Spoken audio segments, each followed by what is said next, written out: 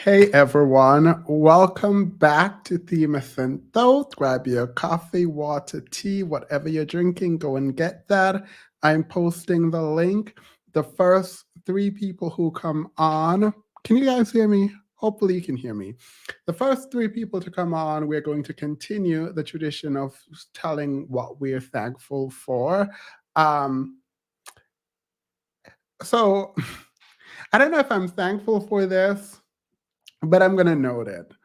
I'm a bit annoyed, so I guess not thankful that like there's a whole conversation happening in the manosphere that's really annoying because it's like it feels like the men are wising up and so they're all kind of turning on the women in the manosphere and they're saying these women are the pandering, and so it's really annoying because like the one part that I did like I watched about the manosphere and I found ironic was that these men were talking about women only use men and blah blah blah, but then you would see these women obviously just they're taking their money, and there has always been something really fascinating and extraordinarily funny about that, but they're finding out now. And so the finding out bit is a bit that's like sort of annoying, right?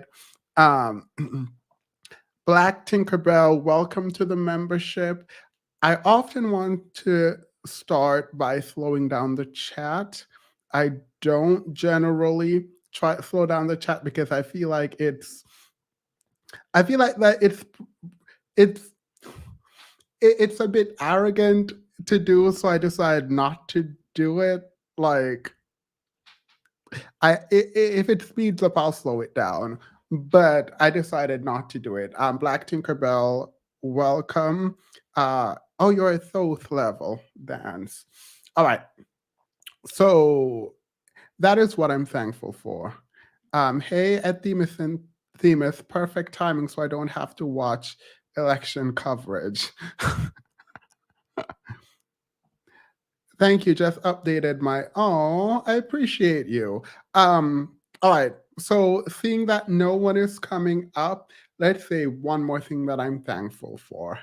I'm thankful for Beyonce. I'm thankful for my family. And always, I'm thankful for you guys. Seeing that no one else is hitting that link to come up to talk about what they're thankful for because we have such a long show, I cannot wait, and it might be a problem with the link. I apologize. But we're going to move on because. Oh, sorry, I was reading something. Because we have a lot to get into. So, welcome everyone. Grab your coffee, water, tea, whatever you're drinking, go and get that. Have fun.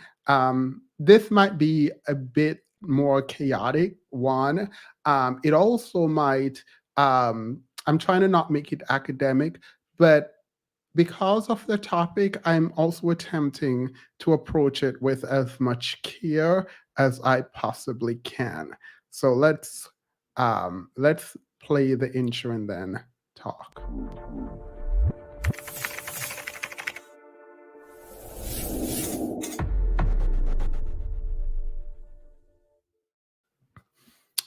Vanita says, "I love you, Themis. You are the real HVM.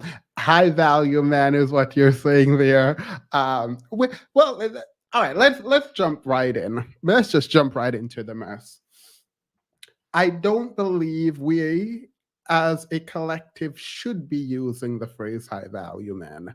I don't think we individually should be using the phrase high value man. And the reason is, by the way, thank you, Anita. The reason is ownership. Our fundamental problem has to be one that concerns ownership. Ownership in a meaningful way. And the stream actually is going to be about that as a sort of backdrop. I think we need to get serious about what is happening. Now, there are a couple of people who already covered all the topics that I'm covering. So Cynthia G covered it, Erica De Niro covered it, Yanni covered it. Essentially, everyone has covered these topics. And I think I'm going to explain why I'm covering it in a moment. But for the last 4 months, I have been working on a quote unquote Black agenda. Ever since the election, the presidential election, I really sat down and the, I've read, slow the chat, Themis, please. All right, let me do that now. Um, I've been reading a bunch of agendas from different people, different places about the Black community. And what I realize is they're not comprehensive. Most of the agendas aren't comprehensive. And I'm not saying mine is. I've been working on this for 3 months now. So obviously, this is the first draft. Obviously, it's not done. Obviously, it still needs work, what have you. Like, just think of this as the first draft. I'm not going to publish it yet. I'm not putting it out there. But I think we need to talk about it for just 2 seconds. So hopefully the chat is slow now. I'm slowing the chat down, so hopefully it's slow. And so there are parts of it that I'm not going to go over it. I'm just going to highlight the skeleton.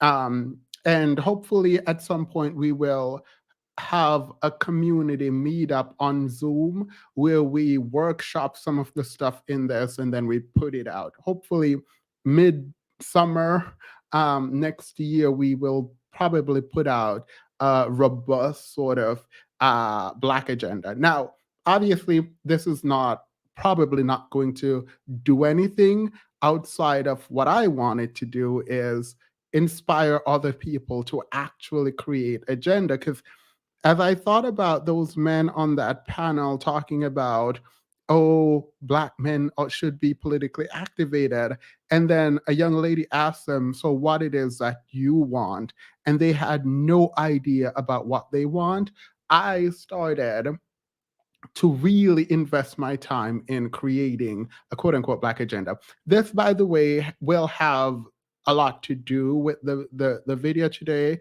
but I just wanted to like highlight that is there. So there is this idea of a racial equity group, but I want that to be at the not just the federal level, but at the cabinet level. We're talking about economic empowerment, student debt, minimum wage, paid sick leave, minority service. I'm going to include education, but education is going to have like 5 tiers. So there's no reason to go over that now.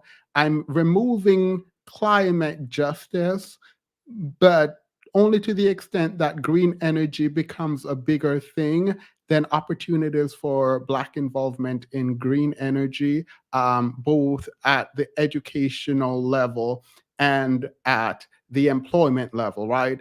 Health and wellness, which would include redoing medical schools and their approach to Blackness and Black skin, um, ideas around pain and myth about Black people that still persist needs to be eliminated. But health and wellness ties into education, which is an actual push to get more Black people into the medical field. I mean, the health and wellness part is huge, more robust than I care to go over. Criminal justice reform, and this is not defunding the police, but I think we need to start actually engaging in what it means for justice to prevail both on a defensive and a prosecutorial side, what that looks like, how judges are either elected or appointed, where and how to get involved with that credentialing, freedom to vote, the prison system. These are kind of the rough outline. When broken down, this is almost 150 pages. So I will publish that somewhere, probably on the Discord, for people who want to engage in the kind of um, restructuring it and helping me to really develop this so that we can actually go out and publish something that will have some kind of impact in terms of thinking about politically activated on YouTube and being politically activated on YouTube. So hopefully this works. At the cabinet level, I'm thinking that this should be a mixture of Democrats and Republicans coming together to do this kind of work.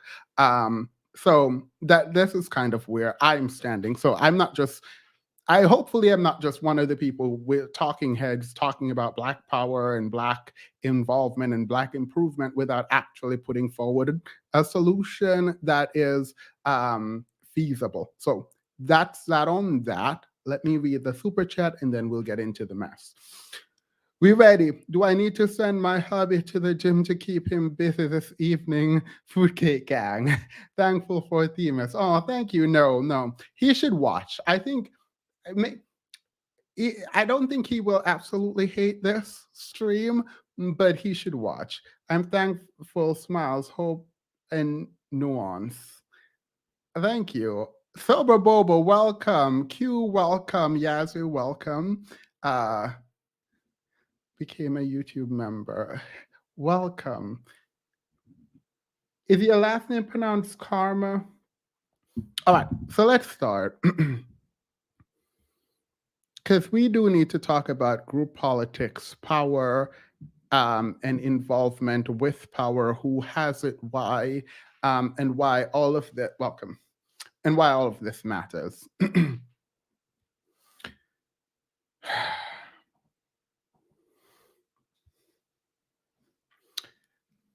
We are going to be talking about a psychological phenomena and a sociological reality, right? These ideas about in group and out group. This is how we are going to try to structure the conversation around Kanye West, Kyrie Irving, Drake, Megan Thee Stallion, Tory Lanez. I'm using these really big celebrity not as a sort of anecdotal case to explain what is happening in the community, but because of their celebrity, they occupy not just a lot of financial space, but a lot of psychological space and cultural space within the Black community, right? And so to understand how culture operates, to understand why culture operates the way that it operates, we first have to understand one, what is culture? Two, how is culture developed? And three, how does community define and redefine culture? Now, all three of those questions you're going to have to answer on your own. What we're going to do today is try to set the framework to get into what is happening, right? So when we think about in group and out group, I think it's very self explanatory, but let me quickly theorize, right? So the in group is a group comprised of things, people, and other entities that are similar, right, to one another. Particularly in the case of human beings, right?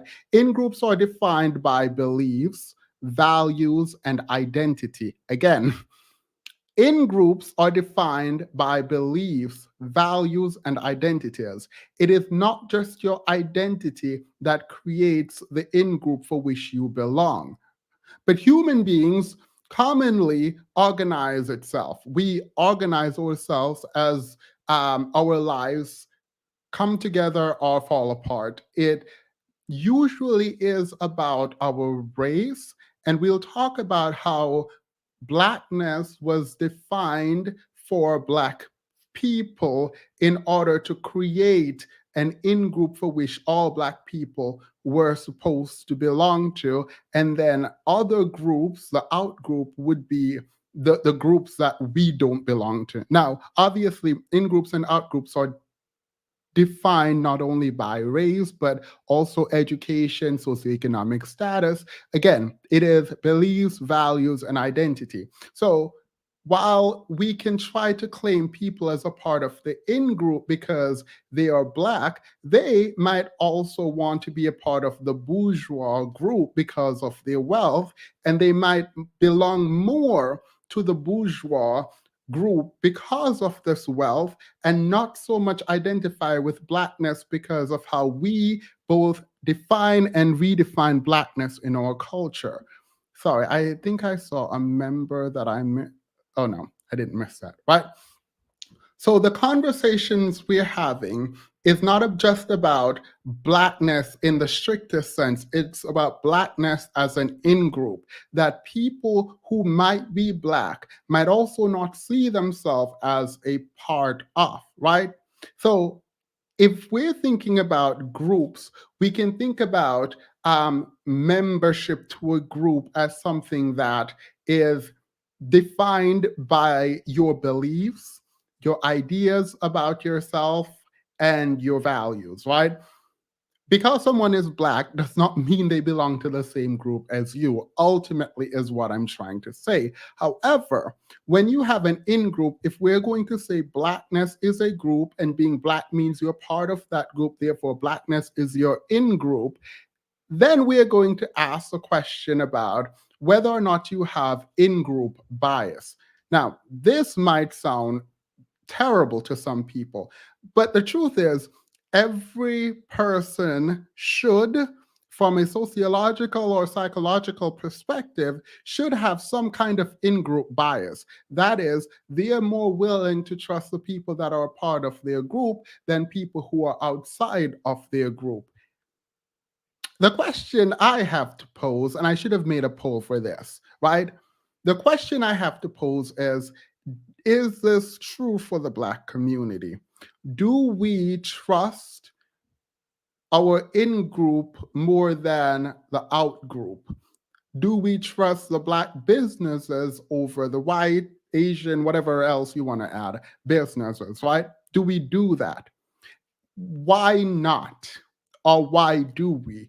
You don't have to ride it fully, but there is something wrong when we define a group in the way that we do by saying Blackness without really thinking about whether or not we have the ideas surrounding an in group, right?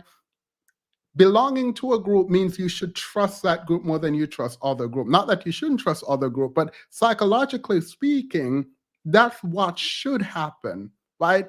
You should marry in within your group. You should build within your group. Now, obviously, you have other friends and the out group is not hostile. We're not talking about a hunter-gatherer society where if resource were found by the person that is a part of a group, that group survives where the out group does not, right? We are no longer in that paradigm. But psychologically, the need to trust the people who are part of the quote unquote in group is something that has stuck with us, except it seems for the Black community. There is a strong distrust for other Black people, at least anecdotally, right? At least in my experience, at least as I've seen people interact online and in business and Black businesses, for example. So, that being said, please keep in mind these ideas about in groups and out groups and bias for the in group and bias against the out group. And we're going to seek to unravel some of what is happening. Because while I say that, I'm going to move forward pretending like Blackness creates an in group for which Black people are a part of, right? I'm going to do that, but note that there is an argument against whether or not such a thing based on Blackness group exists or if it's just completely made up. I mean, race is a social construct, so there is that. Black women have for the longest, Black men not so much. Because why do they move out of Black neighborhoods when they get rich? Well, I mean, in group and out group does have interplay with those who, so someone who is wealthy might think that they have very different values from those experiencing poverty, right? But we'll move forward with this. Thank you, though. The Sanders sisters.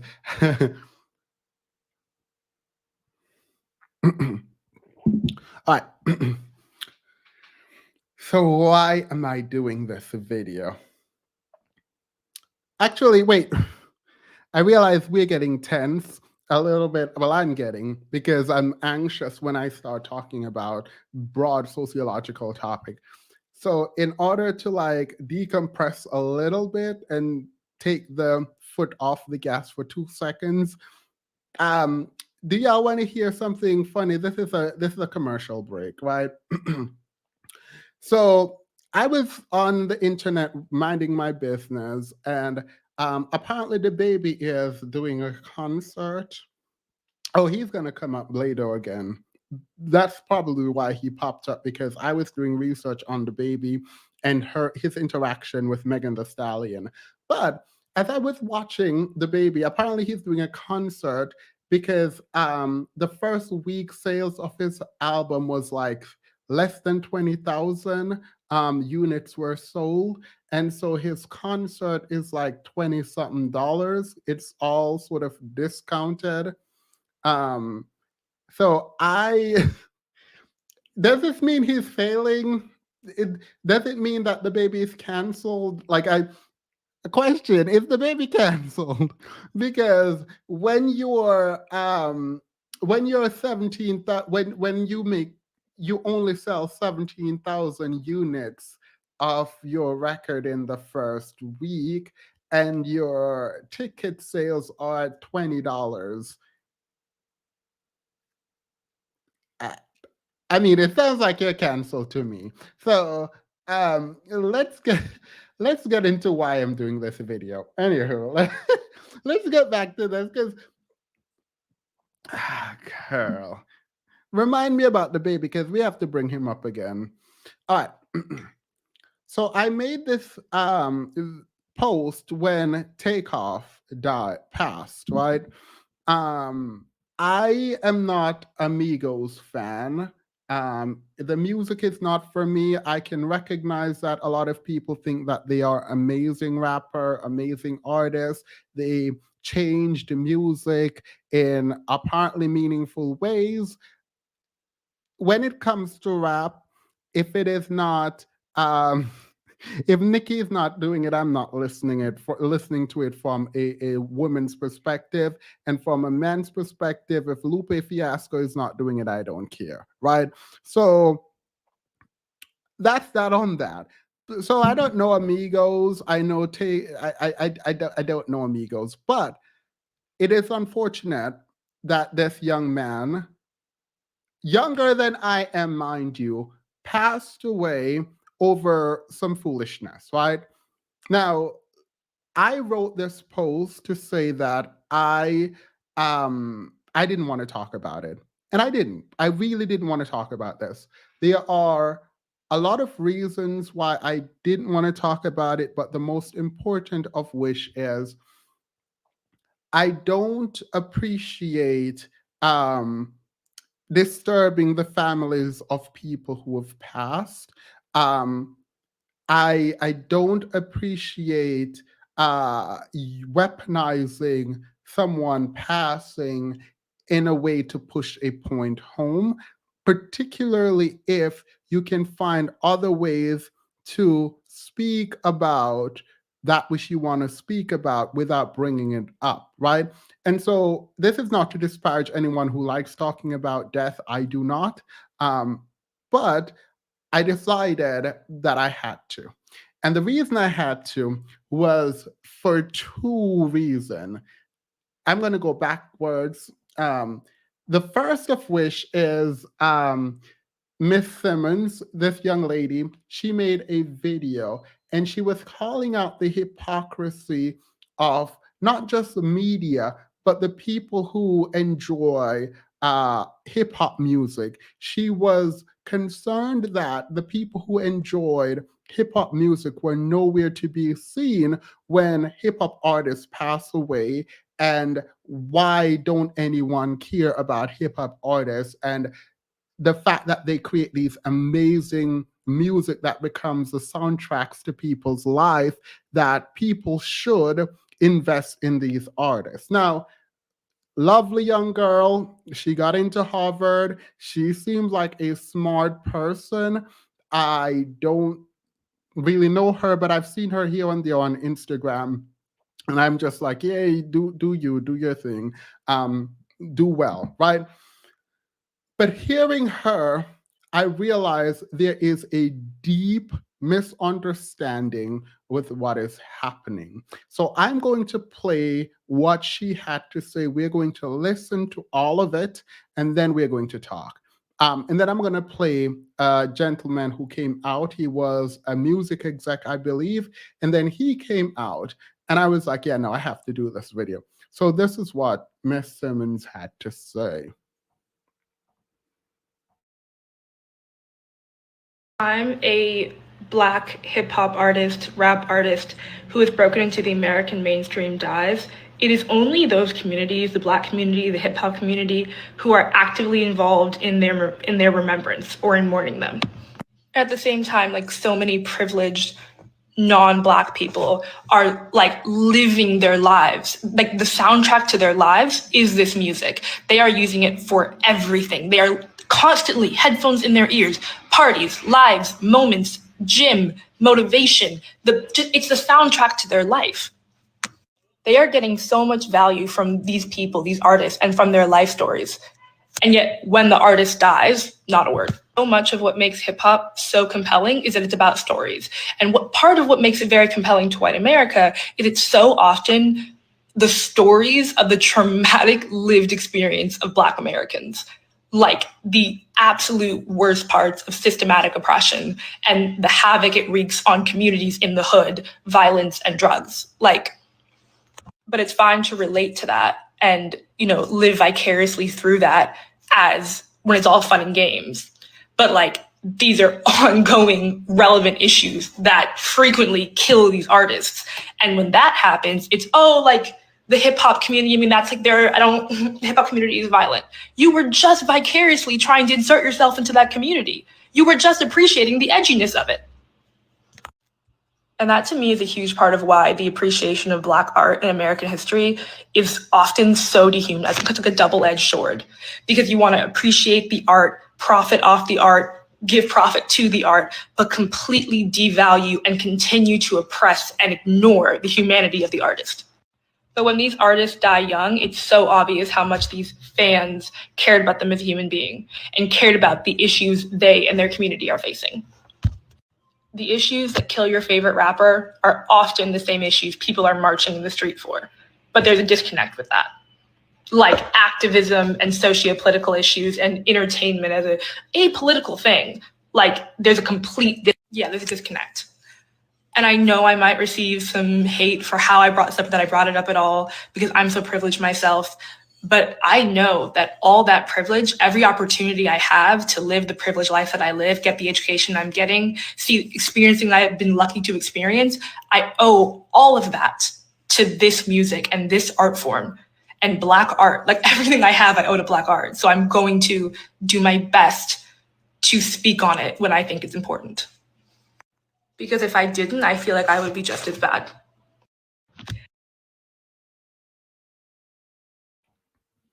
Beautiful young lady, intelligent young lady. She's not right. She's partly right, but she's not right. All right, so here's where she's right. These fans don't care. And by these fans, she's specifically talking about non-Black fans, right? They don't care. And the argument here is that they should care. My argument is that it is incumbent on them to either care or not care. We do not get to tell fans who consume music to care beyond the consumption of the art.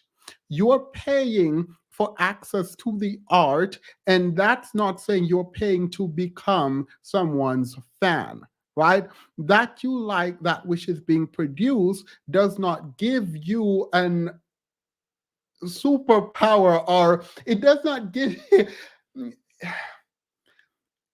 there is no right to demand that people who do not look like you or the artist care about the artist, right? When the artist is selling art.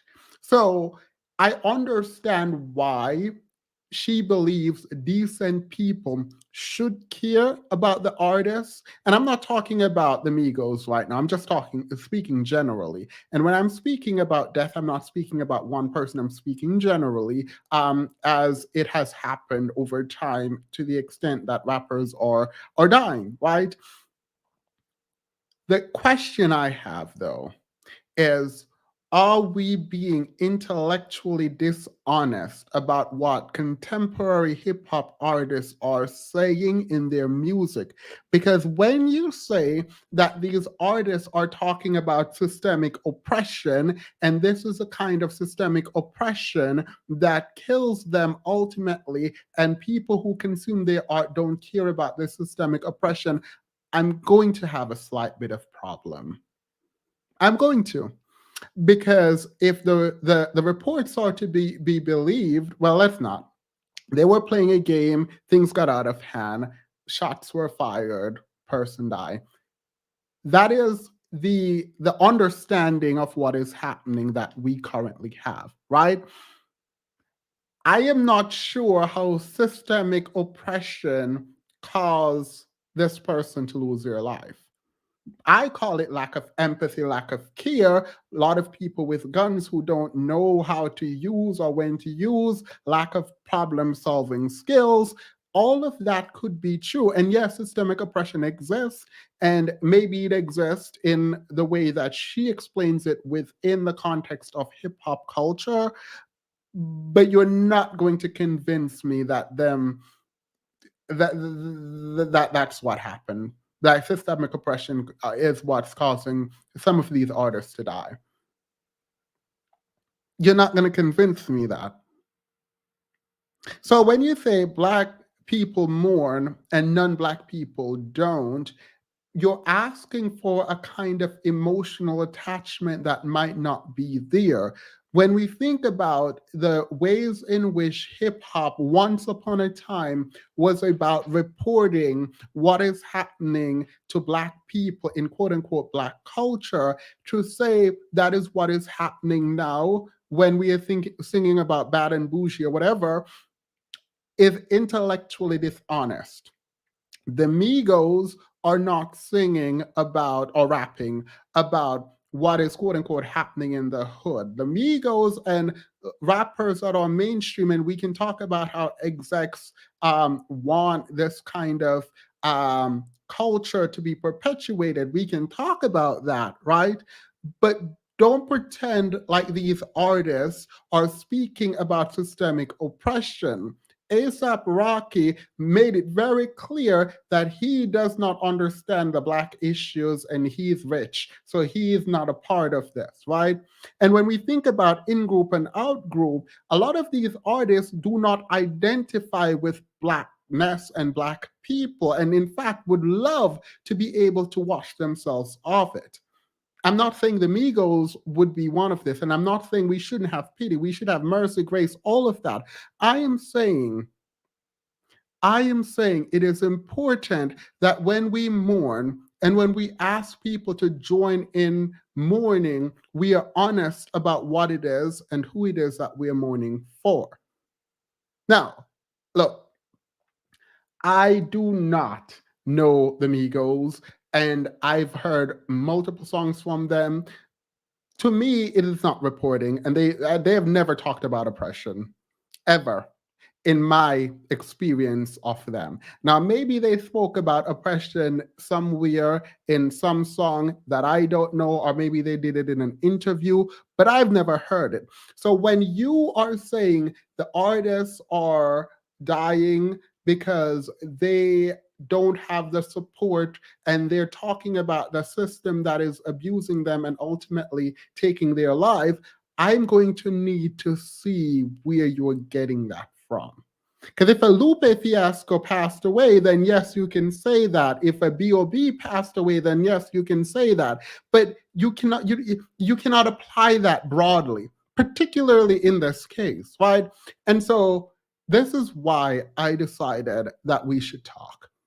She should have a talk with her dad about revamping contracts that firstly victimize those same artists in time she profits from. Oh, all right. Well, let's move on.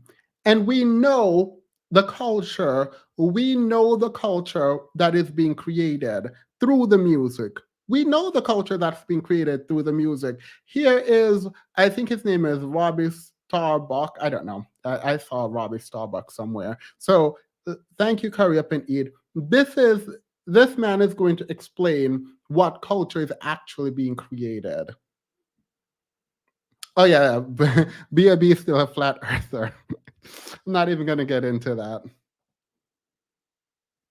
I wanted to go ahead and make a video about something I have a unique experience in. So I directed a bunch of rappers, people like Gucci Mane, Snoop Dogg, Lil Yachty, the list goes on and on and on, okay? I learned a lot of things, and I have left the industry largely over my political beliefs, but there is something I want to impart to people to hopefully, make some sort of change happen. So I have a challenge to rappers, and I know some of you still follow me. I know a bunch of the celebrity blogs still follow me from trying to get news from music videos and things like that. So here's the truth. The truth is this: a bunch of young black male rappers keep dying. You know who's not dying? Record executives. The record executives that push for them to continue to make songs and create a culture that is obsessed with death, drugs, and sex, period. The industry is obsessed with it, but those record executives, they're not dying because they don't push this culture on their own people, but they're encouraging you to push it on yours, and they're paying you handsomely to do it. The reality is, I know a lot of you. A lot of you are good people. You're family guys. You're not the image that you put out there to the world. Why? Why don't you be the example? Stand up. I challenge you. Be the example. Make music about the culture you want to see. Don't just get online today and talk about how, whenever a rapper makes it, his own people take him down. Don't just make those videos. Don't be sad. Don't rest in peace. None of that stuff. Be the change you want to see. Inspire it in your community. Reach out to other rappers and say, we have to stop. We're being used. You've been used for a long time. They create this paradigm to make you believe that you're so important and your celebrity status is worth so much, but in truth, you're a pawn in their game and you always have been. The government has wanted to hold down communities of people in different ways through different methods for a very long time. Their method in the Black community has been to use entertainment to create a culture obsessed with death, drugs, sex, and money, so that they could create a false paradigm of what happiness and what success really was. And in doing so, they created a world that also made people more dependent on government, and as a result, gave themselves more power. The record executives that push you to do this, to go and continue to profit off the backs of your work, they're in cahoots with the elite. They're in cahoots with the government. They want you to think you're important, but in truth, you're just doing their dirty work for them, so stop. They've empowered you in ways that are real. You have an audience, you have platforms, you have the ability to make change. So go against the grain together. They're more afraid of you all together standing up and creating a new culture that's built around family, faith, freedom, doing the right thing, valuing life, than they are of anything else. So I challenge you. Use your power to do the right things. If you continue to do the same thing you've done, more rappers like this are going to die. How many have to die before you change the culture? And let me tell you something else. There's a reason the record labels pay us more to do rap videos. They don't tell you that, do they? Do they tell you that they pay us more to do your videos? Because they do. They do it because they know it's more dangerous. They do it because they know it's more difficult, and they do it because, frankly, there's a lot of money laundering involved. Those labels wash a bunch of money through. We don't do it, but we know the labels are doing it 100%. Okay, they're then taking the money off the top end, and you see on your royalty check, oh, they spent $150,000 on this video. Did they? Because we didn't see $150,000. Okay, and to who? Their friend's company? A lot of times that's the case. Same thing with insurance companies. They charge us more to insure your videos. And it's because they know the culture that's been created. They know that the only possibility of a music video being shot up is on a rap video. And that's the truth. So change the culture. You have the power. So people get paid more to work on rap videos. You have to pay more for your insurance to cover a rap video because everyone is saying these people are dangerous. Watch them once again try to immortalize flawed individuals who made costly decisions. We got to stop the murder phenomenon of the wrong individuals, MJ says with, thank you, MJ. Chadwick Barnes, welcome to the membership. Sorry, I think there was one more that I missed. I'm trying to find it. Not another Brad who has to say something Black women been saying for decades. All right, so that's kind of what I'm getting into, and this is what the title of the video ultimately is going to lead into the discussion about. Here is the thing. Here is it. He is challenging rappers to change the culture. What does that mean in terms of the culture we currently have? Like, let's step back for a moment. Let's assume for a second, right, that there is nothing wrong with the culture. What would that mean about who we are? Obviously, that's not true. There is something wrong with our culture. He brings up family, and I'm going to mark that because before we leave this part of the conversation, I need to talk about a mental exercise I did with a friend of mine, an extraordinarily intelligent person that was pro-Black. I mean, I guess he is pro-Black, but now he is seeing some of the issues, right? He said, the culture being perpetuated currently has to do with sex, drugs, and death, right? Sex, drugs, death. Add money in there. He said that one thing included it, right? He puts the onus on the rappers. Like he's obviously saying the execs are involved, right? But he says you have the platform to make corrective change to the culture. You can talk about and rap about the culture you want to see as opposed to what you're doing now, which is singing about sex, drugs, money, and death, right? He's telling them to stand up. Now, when you hear someone say, be what you want to see, right? You have the power as a person. You have the ability to change the culture. I feel like we now all sort of understand that we are at least, like, even if we want to talk about systemic racism in this way, we're at least complicit, right? We are at least complicit.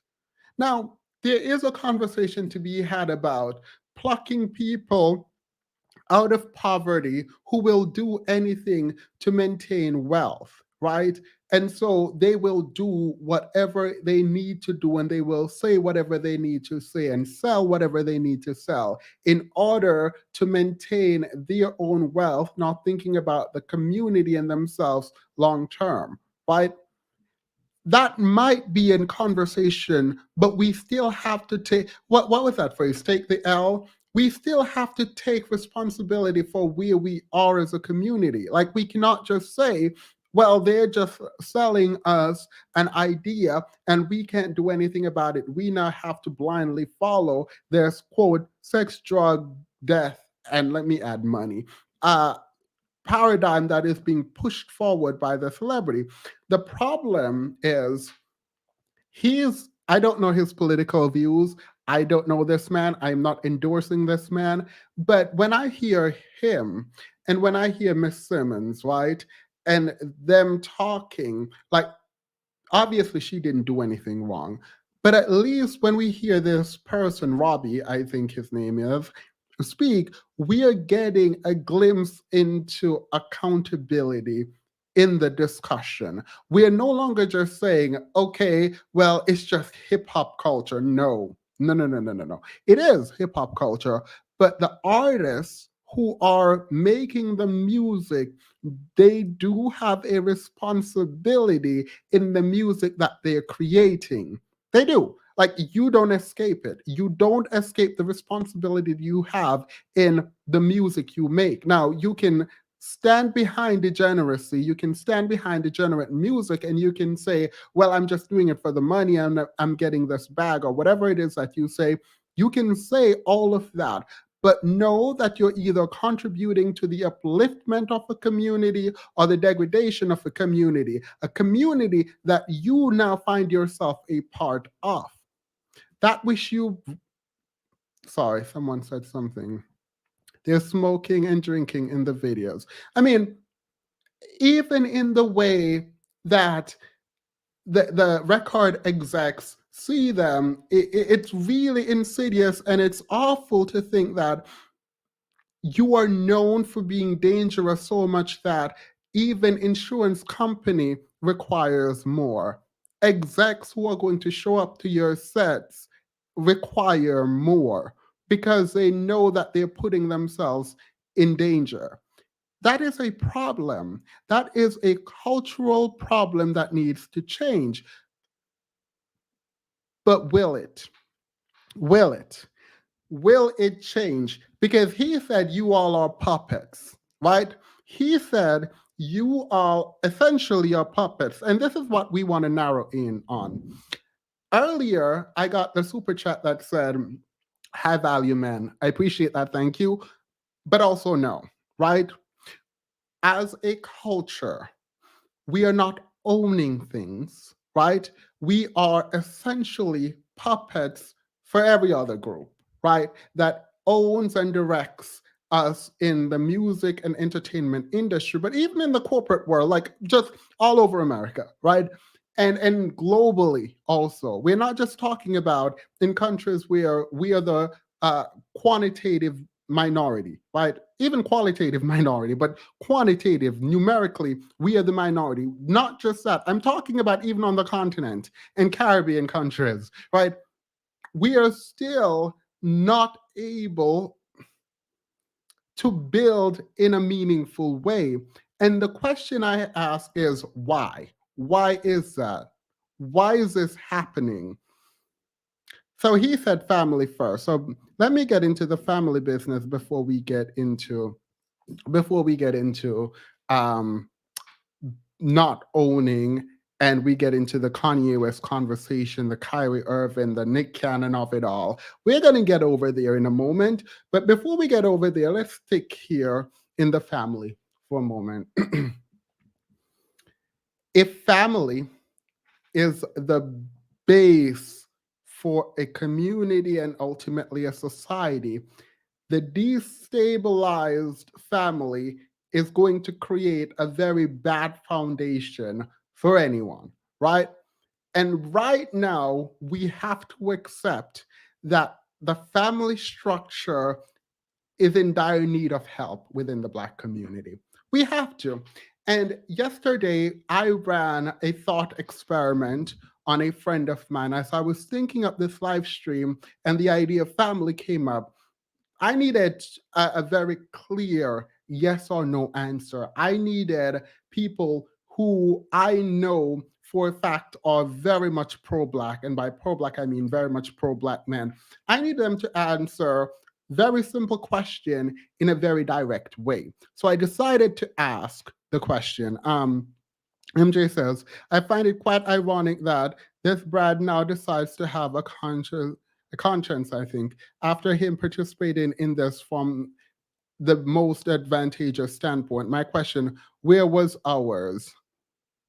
Where was, no, I mean, this man grow conscience, it seems. And I do take, again, not elevating him, but I do recognize that this could happen and has happened. And I appreciate MJ, I do appreciate this comment, so I'm going to leave it up for a moment as I continue to talk about this. So, we were running a thought experiment, and I asked, if a man impregnated a woman who they're in a relationship with, and when the child is born, the father just disappeared, right? And he was like, why would the father disappear? That doesn't make any sense. What happened? And I said, this is your friend that I have met who told us the story of how that man just disappeared after they had a child, nowhere to be found for at least 7 months, right? And he was like, oh, okay, yeah, that happened. All right. I said, so I don't have to explain what happened to make him leave. Just apply that which happened to your friend to that scenario, right? He just up and left because one of the things that was going to happen was the hyper was going to get fought the entire time because he would probably say it's a lie, men don't up and leave, knowing that men up and leave, right? So anyway, we said he up and left.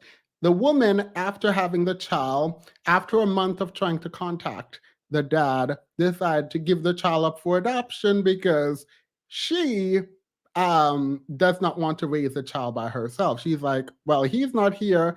Let's just pretend I'm not here either, right? So they gave the young boy up for adoption, and there was a clause included that I could not find the father, but if he should come, well, I shouldn't tell you this part yet, right? 3 years later, the dad shows up with gifts and says, oh, I brought this for my son. So the lady said, what son? I don't have a son. You don't have a son. I mean, we produced a child and I gave it up for adoption because I didn't want to raise it. And he flipped out. The question was, does he have a right to be mad? And he said, yes. The man has a right to be mad because the woman should have taken care of the child. In what world? In what world should the woman have taken care of the child? So as we're talking, I said, okay, well, there was a clause included, right, in the adoption papers at the orphanage that if the dad should show up to try to claim the child before he is given up for adoption, then the dad can take the child. So that's the clause there. Do you think the dad is going to go take the child?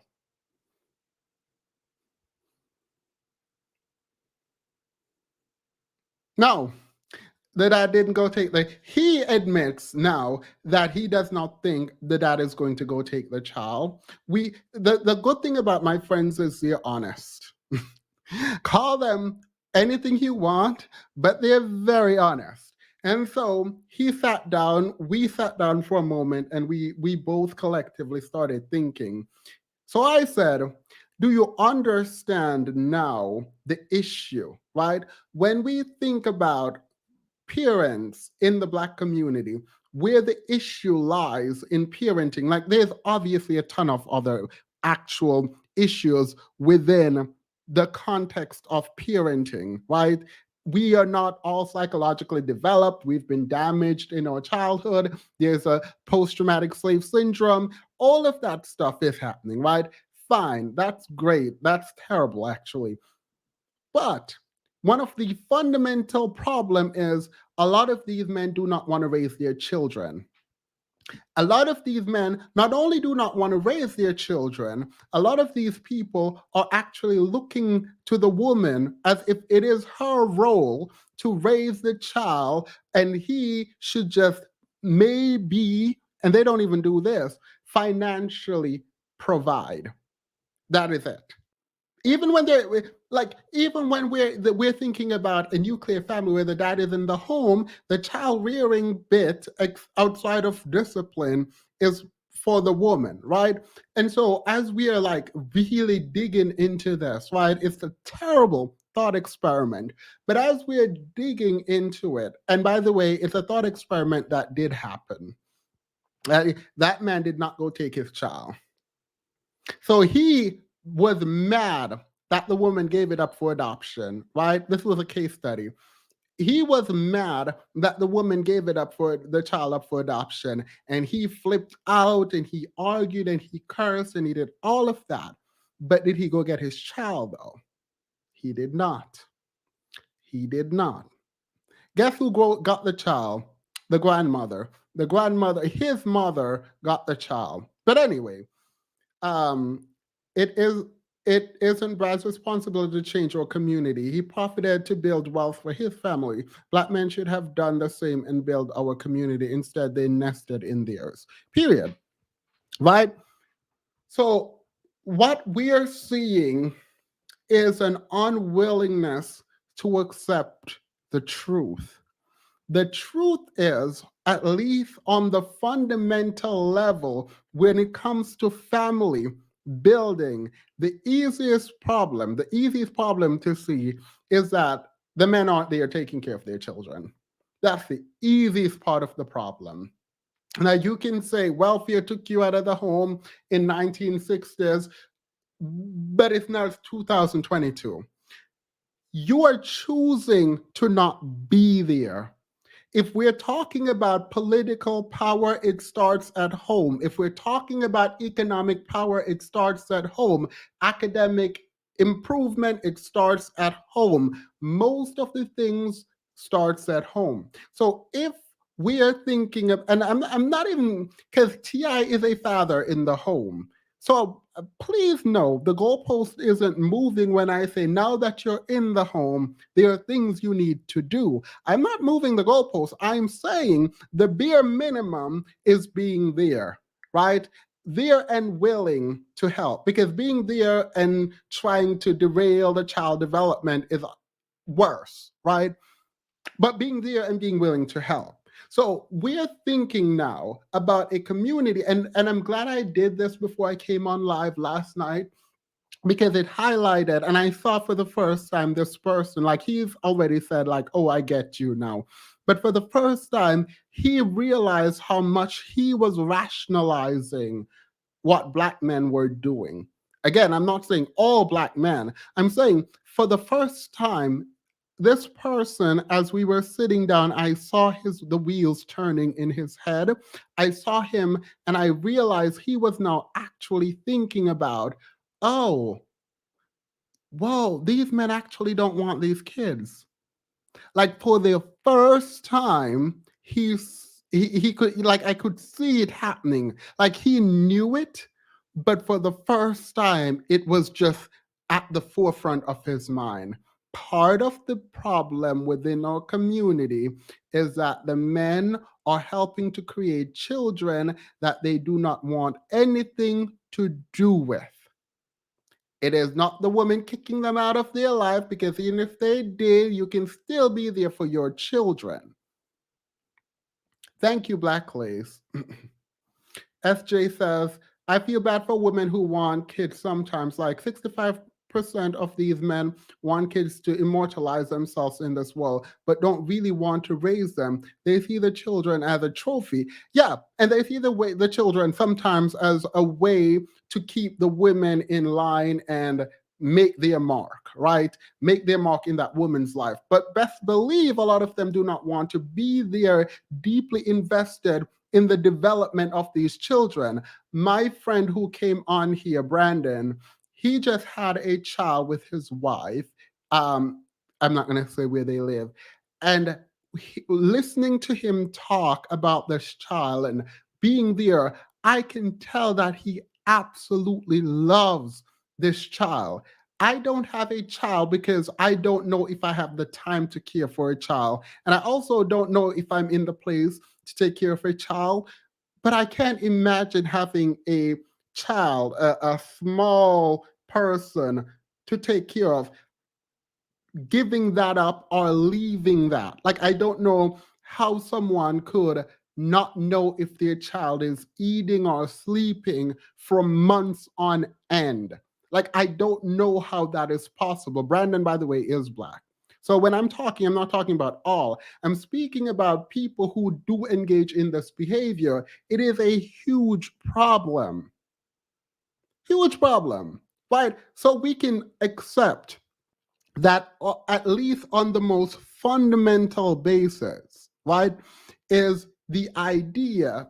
Oh, by the way, I recognize someone is going to say this because I saw people say it. They're like, oh, well, it's economic reasons. People aren't there because of. No, Nick Cannon. It's not economic reasons. People aren't being, quote unquote, behaving in degenerate ways because of economic behaviors.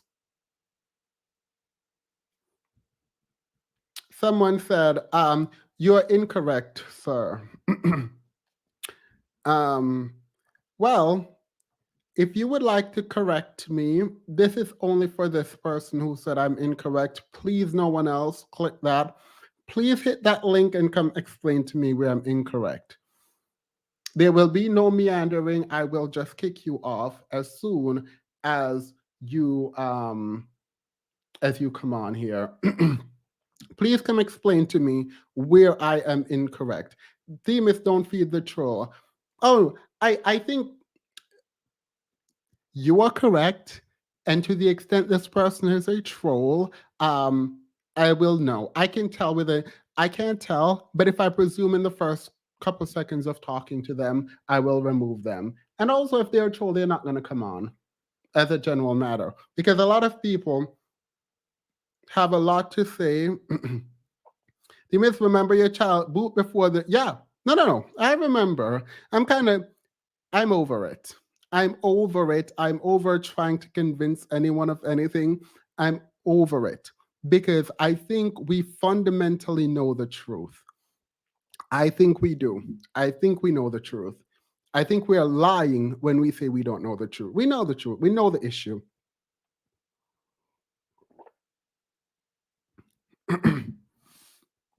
All right.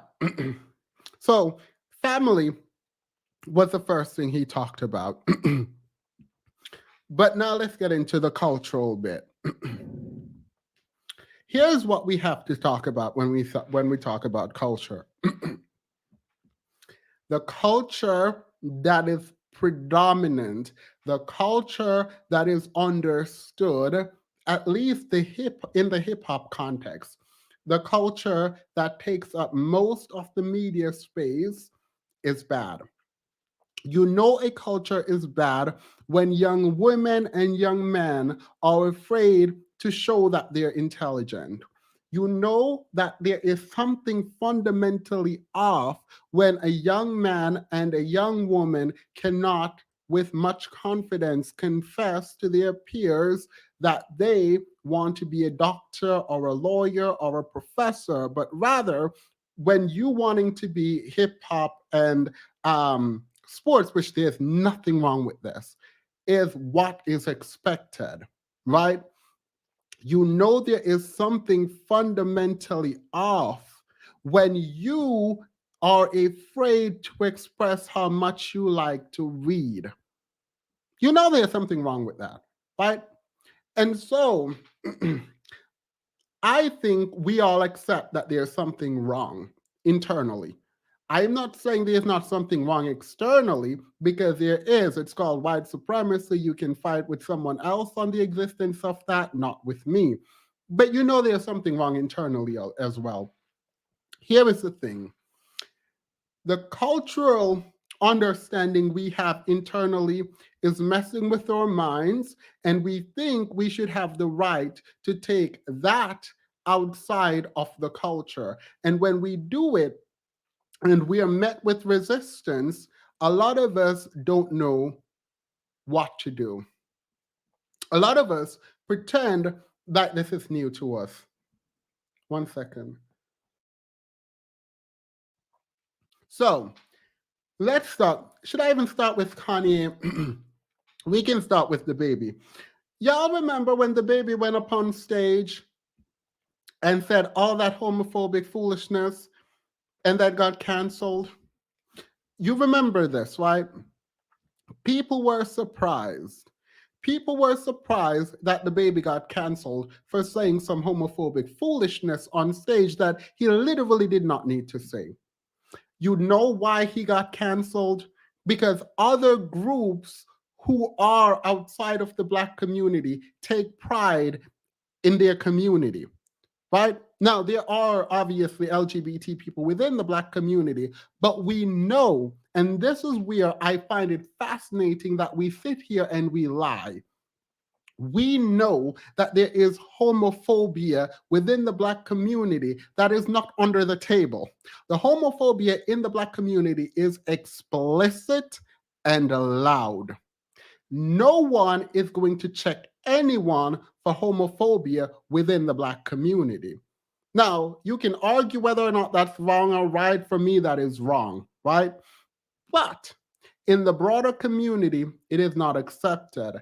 Now, you will hear a ton of homophobic people shout about, oh, the baby did this and did that within the Black community and no one cared. But now when he went out there and said this, that's when y'all care. There is a gay mafia, blah, blah, blah, blah, blah, blah. No, it is that you don't have any standards in your community.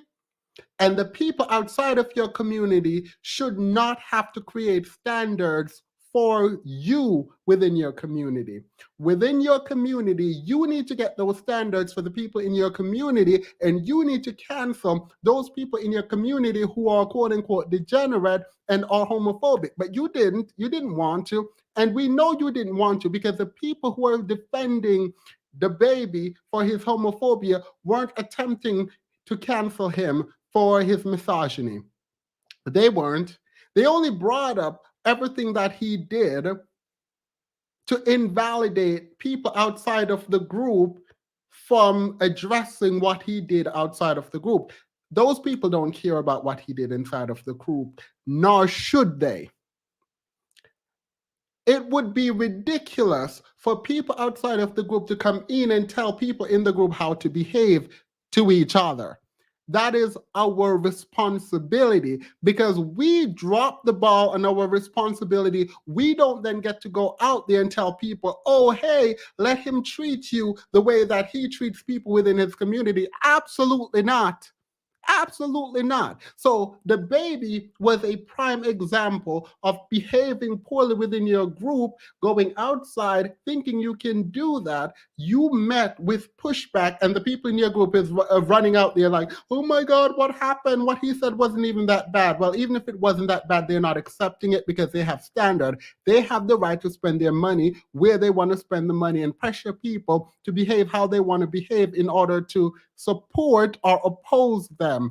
We also have that right. We don't exercise it. That is an us problem, not a them problem. It is incumbent on you to set the standards in your community. Absolutely not.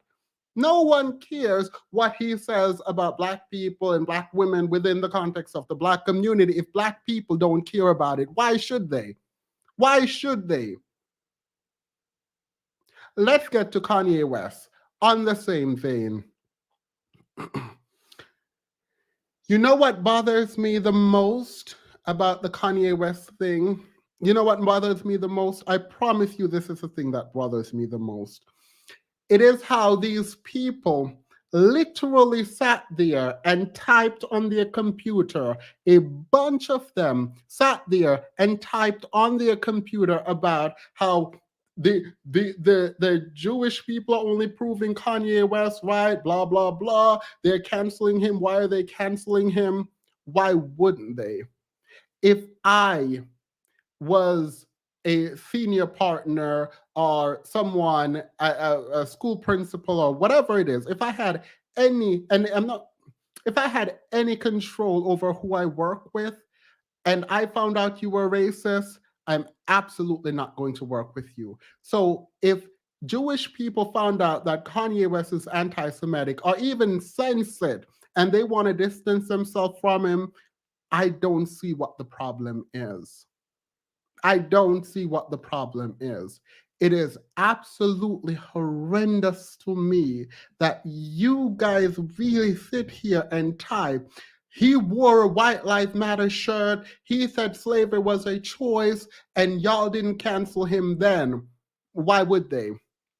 You didn't even want to cancel him. The people who brought that up are not bringing it up to say we want to cancel Kanye West. They're bringing that up to defend him.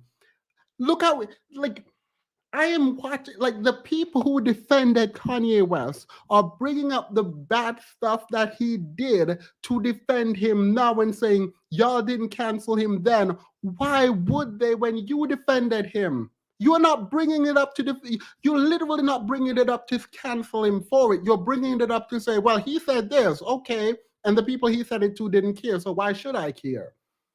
It's literally the same thing. Like how, like, it is, we might not have much, but we have audacity. We might not have much, but we absolutely have audacity. How dare you? Like I'm so perplexed by this idea. Like people are like typing out. In a moment, we're going to listen to Nick Cannon. I don't know why we're listening to Nick Cannon, but we're going to listen to Nick Cannon.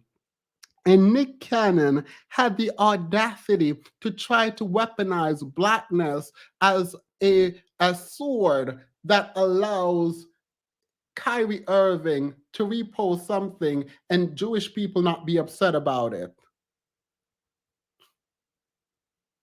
You don't own anything. Kyrie Irving is here only because I'm thinking.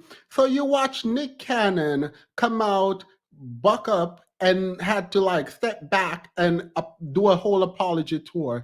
You watch Kanye West do it, and then you did it, and now you're gonna go out and apologize. Like none of this makes sense. Literally none of this makes sense. Demons, they need Martha to tell them to behave. Look, the rock girl, right. So this is my problem, right? This is right here my problem. It is, you don't understand how your behavior is bad until people start telling you your behavior is bad. Right? Like, that doesn't make sense to me. Thank you, the rock girl. Confidence with Love says, has Kanye met his black daughter North? He lost $1 billion of her wealth and she don't play. She might have. Look, let me say this. I've never seen anyone lose that much money in a day. I've never seen it in my life. I didn't even know that was possible. Obviously, it's projected wealth. Obviously, these are contracts. So, like, obviously, it wasn't real wealth. And I knew this, but it's incredible to see that much loss in a day, in a week, but a day. So, I'm not sure what is happening. And the degeneracy doesn't stop there, right? It doesn't even begin there, because until you do right by the people within your community, by your family, by yourself, I am not sure where you expect to go.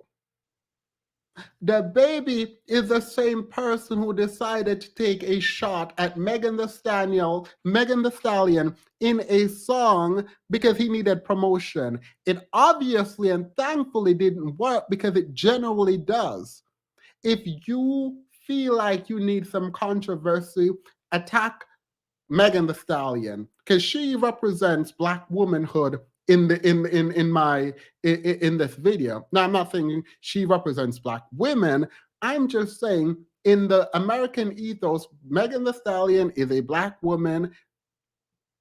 That is what people understand.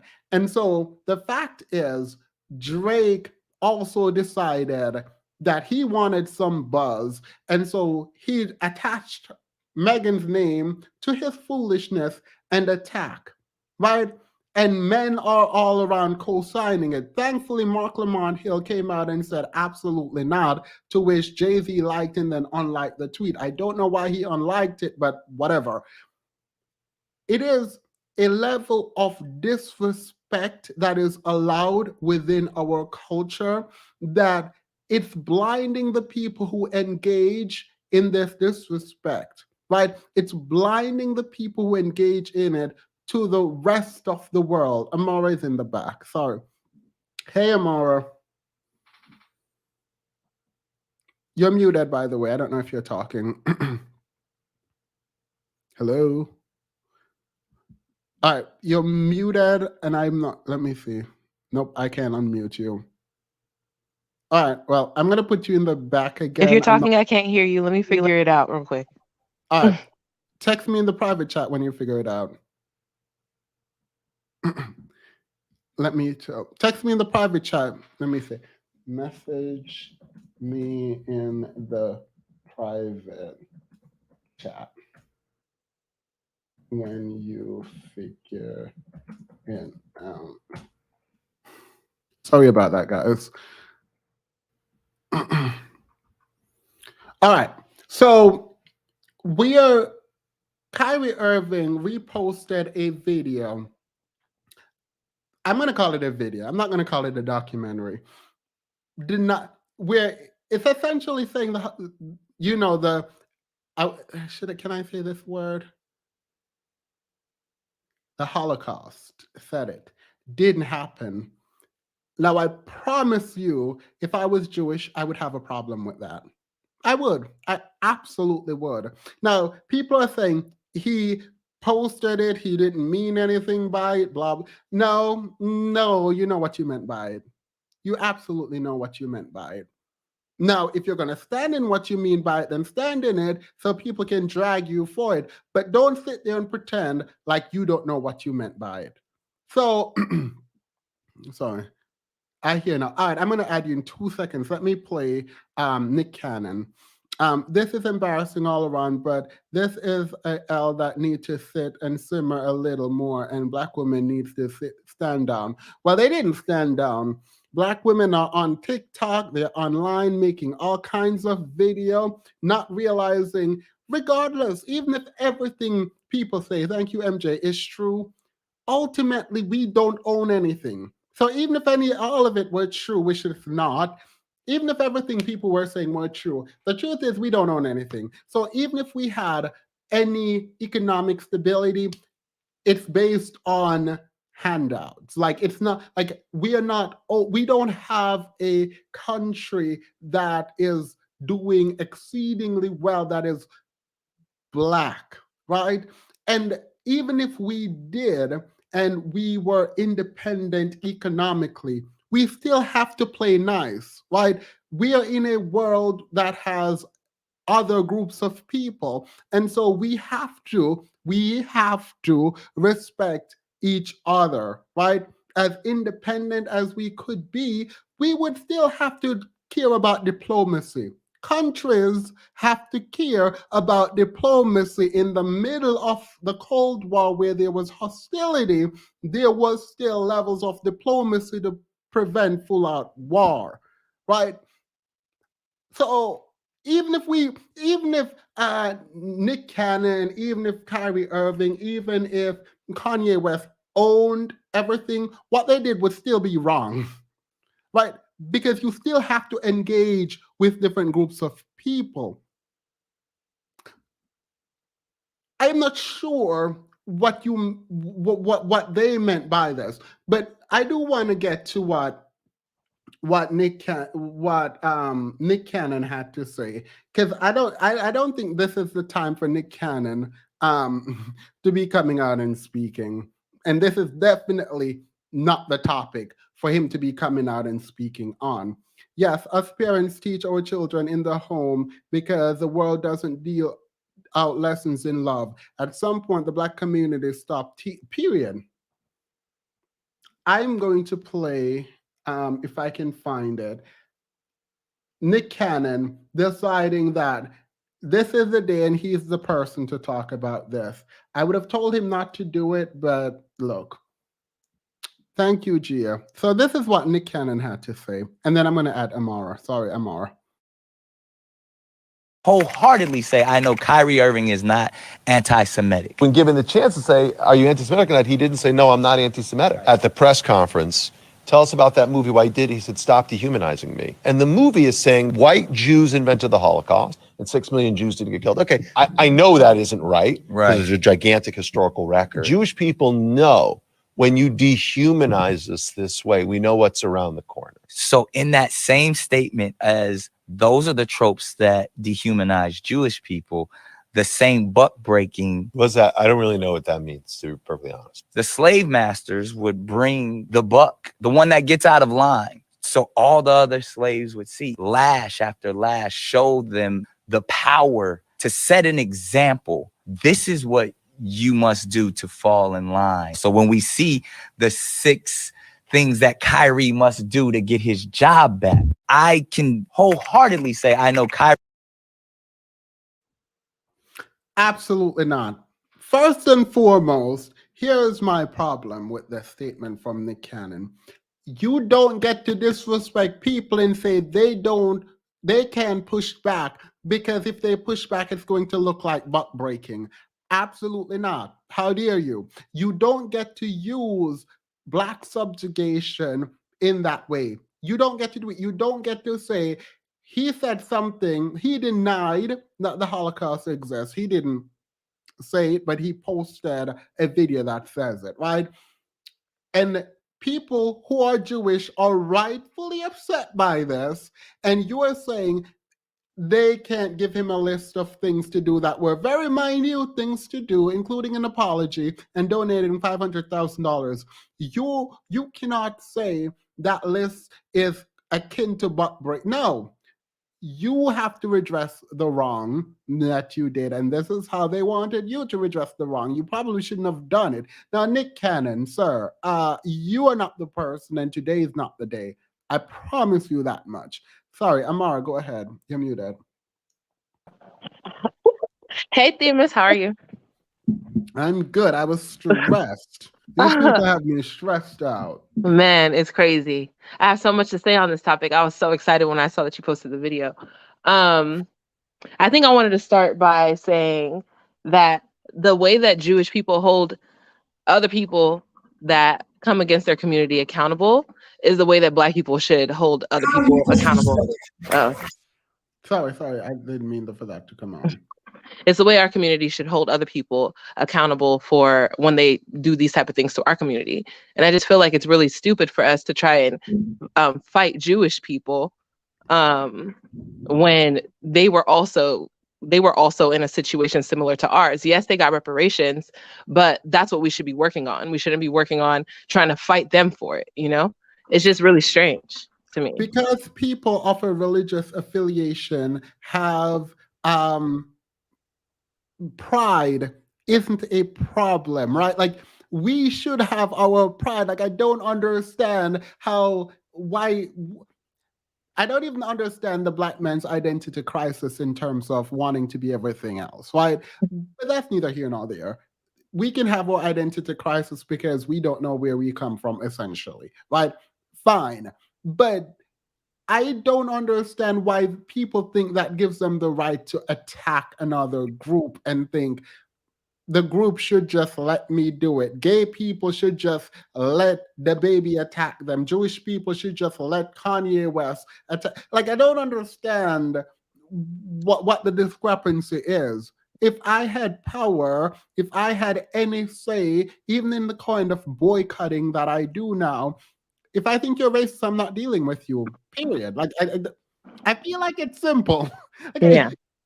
It's the entitlement. I feel like it's the entitlement that's been placed on a lot of the Black men who are actually doing these things. Once they get a certain amount of money, like what you were talking about at the beginning, they become that bourgeois group, and they think that they're in that group because now they can separate themselves from Black people. But they're quickly humbled.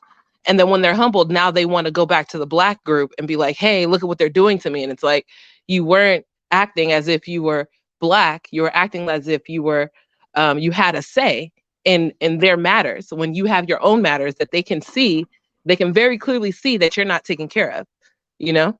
Yeah. And not only are you not taken care of, like, this the music exec person said it, that essentially that these artists and players are pawns, right? They don't have real power, right? And I don't know if they knew that, but I've always known this. So it's like you're playing a very dangerous game, and you think that the white supremacist system that you talk about, I think for a lot of them it's not real, but they're quickly reminded how real it is when their checks are being taken. But why And does I it have to? Why does it take them getting their checks taken away in order for them to understand what's really going on? What I've been talking about on my TikTok is delusion, and how like delusion plays such a huge role. Delusion and gaslight play such a huge role in our culture as Black people, and it's like, what are you not seeing? We're not living in a what do they call it, an assimilation. This is real life. You know, you could see exactly how everything's played out. You could look at history, and you can look at what's happening in the current time, and you could see that that's not how things work. And there needs to be a change in the course of action. But are we going to see that happen anytime soon, when the people that are telling them to do these things they don't even listen to, and that they bash in their music? You know? Yeah. Nick Cannon need to worry all about the mouth he has to feed. He's speaking on something he knows personally. On something he knows personally. He has had to apologize to keep his job. Yeah. And the thing is, like, this idea that you are just not going to, you should not have accountability for your speech is very strange to me. Like, I feel like everyone knows that you have to be accountable for that which you say. That's a part of the human experience. But I think within the Black community, like, it's easy. I use the baby because I think out of everything, two things remain true: the disrespect of Black women and the disrespect of the LGBT community, right? Because within the Black community, we can do it without anyone even attempting to reprimand. Like, you do it constantly and you do it loudly, and it's fine. I think them having pushback when they do things like that out in the outside of the Black community, I the fact that it is striking to them means that they actually I think there's a lot of people that just don't understand that there is a level of common decency that is required, like in the language we use outside in the real world, like, obviously, right? And so I'm reminded, because the family thing does include Black women, and so like I'm gonna let you get your final thoughts on this, and then we can move to the respecting the community, which includes everyone in the community, um and what that means in a moment. Let me read this, and then you can get your final thoughts. People don't realize it's the Jewish community that stood up for themselves, while I see Black people complaining no one is standing up for the Black community. The thing is, we can stand up. It's just we need to. We have legs. Just stand up. Um, Go ahead.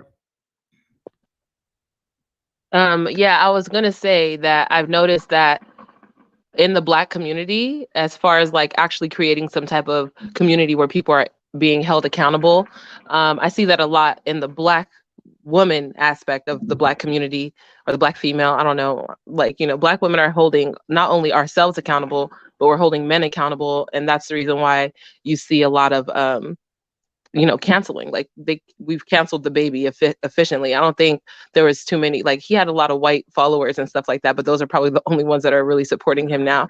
I don't necessarily think he had a lot of Black male followers, because when he was big, a lot of people were saying he's cheesy, he's corny, his bars are the same. So you could see he's selling those tickets 2 for 1, and I think that's due to Black women coming onto the same accord. And at this point, we just have to get Black men to get onto the same page as us. Yeah. My final thought. No, I appreciate that. The so I'm gonna say this. I don't know these people. So this I've had actually a personal experience with this online, right? So no one, I don't really talk about me and like anything in my life generally, but someone sent me a video, and this man with this deep booming voice, like he smoked like 50 packs of cigarettes a day, and he was attacking me, which fine, I don't care. But like the way he was doing it was so homophobic. Like he called me every gay slang you could call someone. And he was going off, and like obviously after like 2 minutes, I was like, oh no. Like this is someone I would never interact with in real life. I don't know why anyone is sending me this. But as I'm hearing it, I'm like, for a moment, I was taken aback. I was like, these people do know that they're being heard, right? Like, I wasn't even worried for me, honestly, like, because who is this person? Don't care. But the reality is, we know these people don't care about what they say, because within our culture it's okay, like it's okay. So through him coughing and like sound like he's dying online, he was still cursing at me and ultimately cursing at gay people and just like really yelling. And I thought, like, how idiotic must we be to actually engage online in this way? Like, we have to fundamentally believe that we cannot go anywhere in the real world. We can't have a corporate job speaking like that. We cannot elevate in terms of going mainstream or doing anything. There is only within the Black community can you do that, and if you're dependent on Black people, because we know that within the Black community, moderators, please remove anyone saying anyone's name over here. I am not calling anyone's name, and this is not directed at anyone. Please, moderators, remove everyone who says a name. Like, it is what it is. I'm not here for YouTube drama. I'm actually not even speaking about these people. I'm speaking generally about this idea that we are comfortable in being degenerate on a line for public consumption when we believe this is within our community. Our in-group creates standards. Our in-group create these standards, and we either abide by them or we reject them. And the truth is, someone who is willing to do that does not have anything to lose. Like, someone who is engaging in that way does not have anything to lose. And when we think someone like that don't have anything to lose, ultimately what that means is they're also not building anything. You cannot be building anything within this system and speak the way that you speak, because if you do earn any kind of elevation and this kind of stuff catches up with you, you are destroyed. You are destroyed. So when I see a Kanye West and I see a Ivy Kyrie Irving and a Nick Cannon and other people, the baby, engage in this way, it's like you are not aware that you are no longer within the confines of the Black community where this is acceptable. Like, you don't have the range, you don't have the capacity.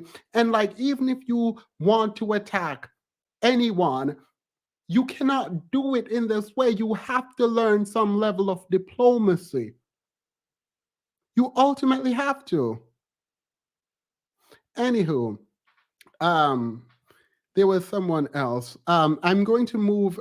We need to get back to the family bit because I think that's kind of important. But also, for people putting the name, it's not just one person. I've had multiple people who just decided to go after me. I've gotten some of the videos. I'm not about to watch them. I I have sent someone a cease and desist before, and they removed a blog that they were doing because they told too many lies. And then I was like, okay, no. So it's not just one person. And I just don't want anyone to think I'm talking about them, because the truth is, I honestly don't care. Like, I really don't. Navi, Hello. hey, Hello. how are you? I am, well, okay. I am from South Africa. So my understanding of this is that what pertains like to my country is that not people, black people specifically tolerate a lot of other black people spewing anti-blackness, all in the name of that we're in positions of power. And that's what irritates me, because a lot of the times that some black Americans are here, it's like, no, we're not in positions of power. That's the reason. That's the reason. It's like when we get there, which I've seen in my own country, is that we do perpetuate the same anti-black notions. Like, it's so irritating. I feel like that's not enough for us as black people to get into positions of power, but our type of mentality that we have. And I Yeah, legit had a conversation with my other friend, which is a black man. He literally doesn't see that one of the main issues that is our pathology, and like the standards are below hell. Like, even another incident that came, we have very high rates of the R in our country. So the minister of our police force literally said that at least one of the girls got raped. Sorry. That got R'd ones in comparison to the other girls. And I'm like, what is this rubbish? yeah, And guess what? He is still the minister of like the police force. He's still in charge, saying things like that. But literally, one of the incidences pertained to a not black woman was in there. Literally, all this agency is now being pertained to like to the case and everything. And I'm just like, so you really don't care. Like, one of the reasons is that of anti-blackness. Like, we tolerate so much and we never like put these people into accountability, and then we expect non-black people to also take these people into accountable. Like, it makes no sense. Even yeah. now, The people people are. who the people Mhm. who are trying to say, oh, they're trying to hold him accountable, but they didn't hold him accountable then, aren't saying they should have held him accountable then. When these people are saying negative things within the black community and about the black community, that being brought up by his defenders aren't being brought up to say people outside of the community should have held him accountable then. That's not what they're saying, right? Because to say that is Yeah. saying you need someone outside to be paternalistic. So it's a weird double consciousness that exists, where you are, in your defense, you are highlighting the inadequacy within our own community where we are not able or are not willing, because we can actually, we are not willing to hold people accountable. So in pointing out that other communities are acting on their best interests by not allowing themselves to be dehumanized, which is a good thing, you are highlighting that we allow for the dehumanization of us without actually doing anything about it. And then using that as a weapon against another group. Why would another group care that we allow ourselves to be dehumanized? That's Exactly. the thing. Because I even saw posts I think it's called the Shade Room, where they're like, why didn't Adidas cancel Kanye for saying something that's anti-black? Why should they? Right? Why? Like, None of us, why? we didn't decide we were going to boycott. Like, black people were still going out there buying Yeezy. Like, right? Like, the people who are saying we should, why didn't they remove him then, are still trying to go get Yeezy and trying to find out if Kanye is going to create an independent shoe company. So they didn't actually want anything to happen to him. And those are the voices of our community. All the men that we spoke about today, they're all the type of men that you like black people will not hold accountable. And then when other people hold them accountable for the damage they're doing to their community, we get mad. Like, wait, we didn't hold them accountable when they did all this bad stuff to us. What does that say about us? You're not saying anything about any of the other communities. And when you're in a conversation like that, they don't even feel the need to explain. They're just like, I don't care what you guys are doing. You're not going to do it to us. And that's how they were able to build as much wealth and as much structure as they've been able to build over the last however many years. We need to take some notes and do what they're doing. And I think that's what Black women are doing. We're holding people accountable. We're saying you can't say that. I had a conversation with one of my friends the other day who he was like, "Oh my God, have you heard the Drake album?" And I was like, I already saw a post where he was making fun of some type of trauma that happened with Megan. And I'm like, why would I listen to an album like that? And he's like, well, it's about the music. It's about the music. And I was like, no, it's not about the music. It's about us holding him accountable for something that he did wrong. So that way on his next album, he knows not to do it. But every time someone does something wrong, we'll be like, brushing it off, brushing it off, brushing it off. And they're supposed to be the martyrs of our community.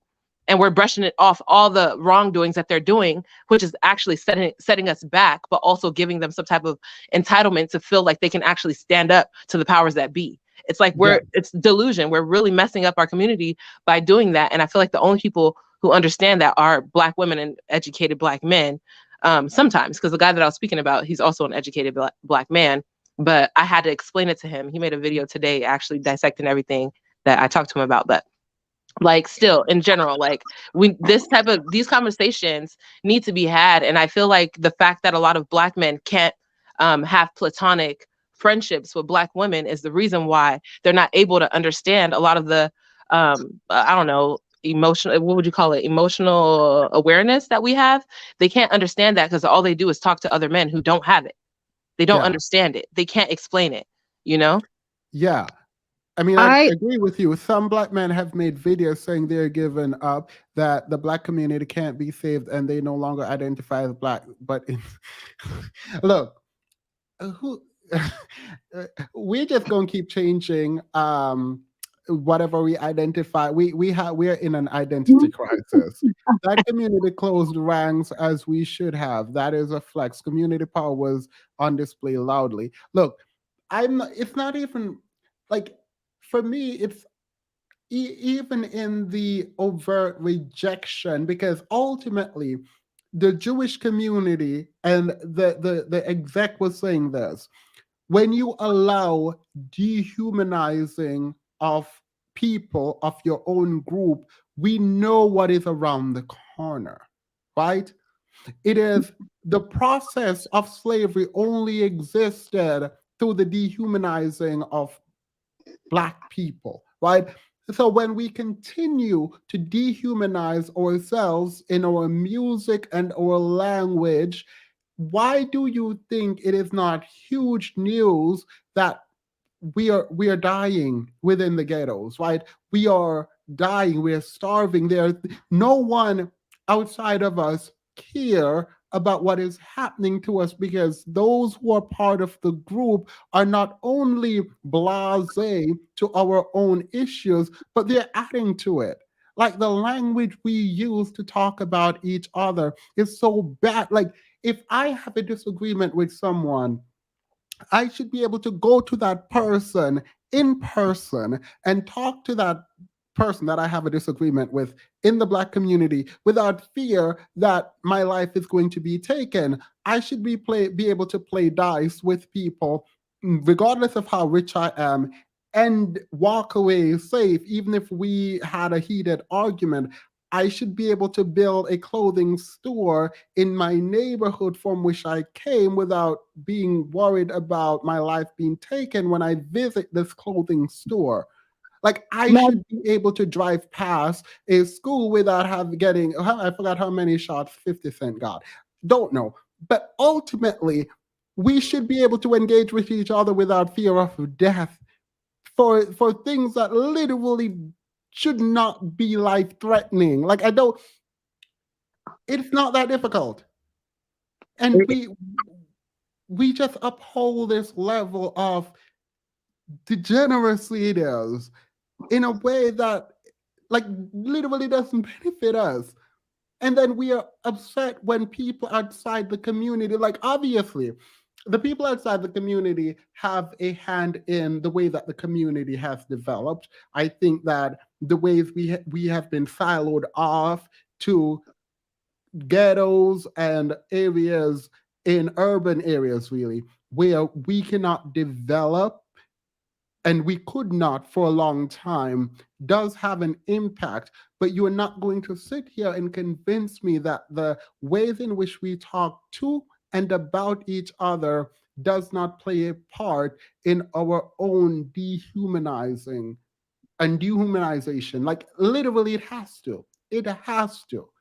Anyway, let me move to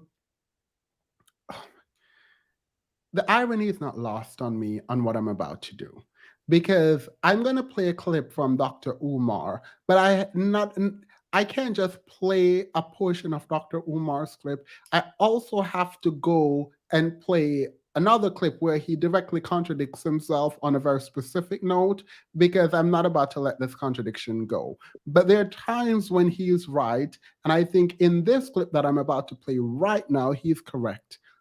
But he did contradict himself. Make sure you guys like the video. Oh, yeah. Also, please like the video. Here we go.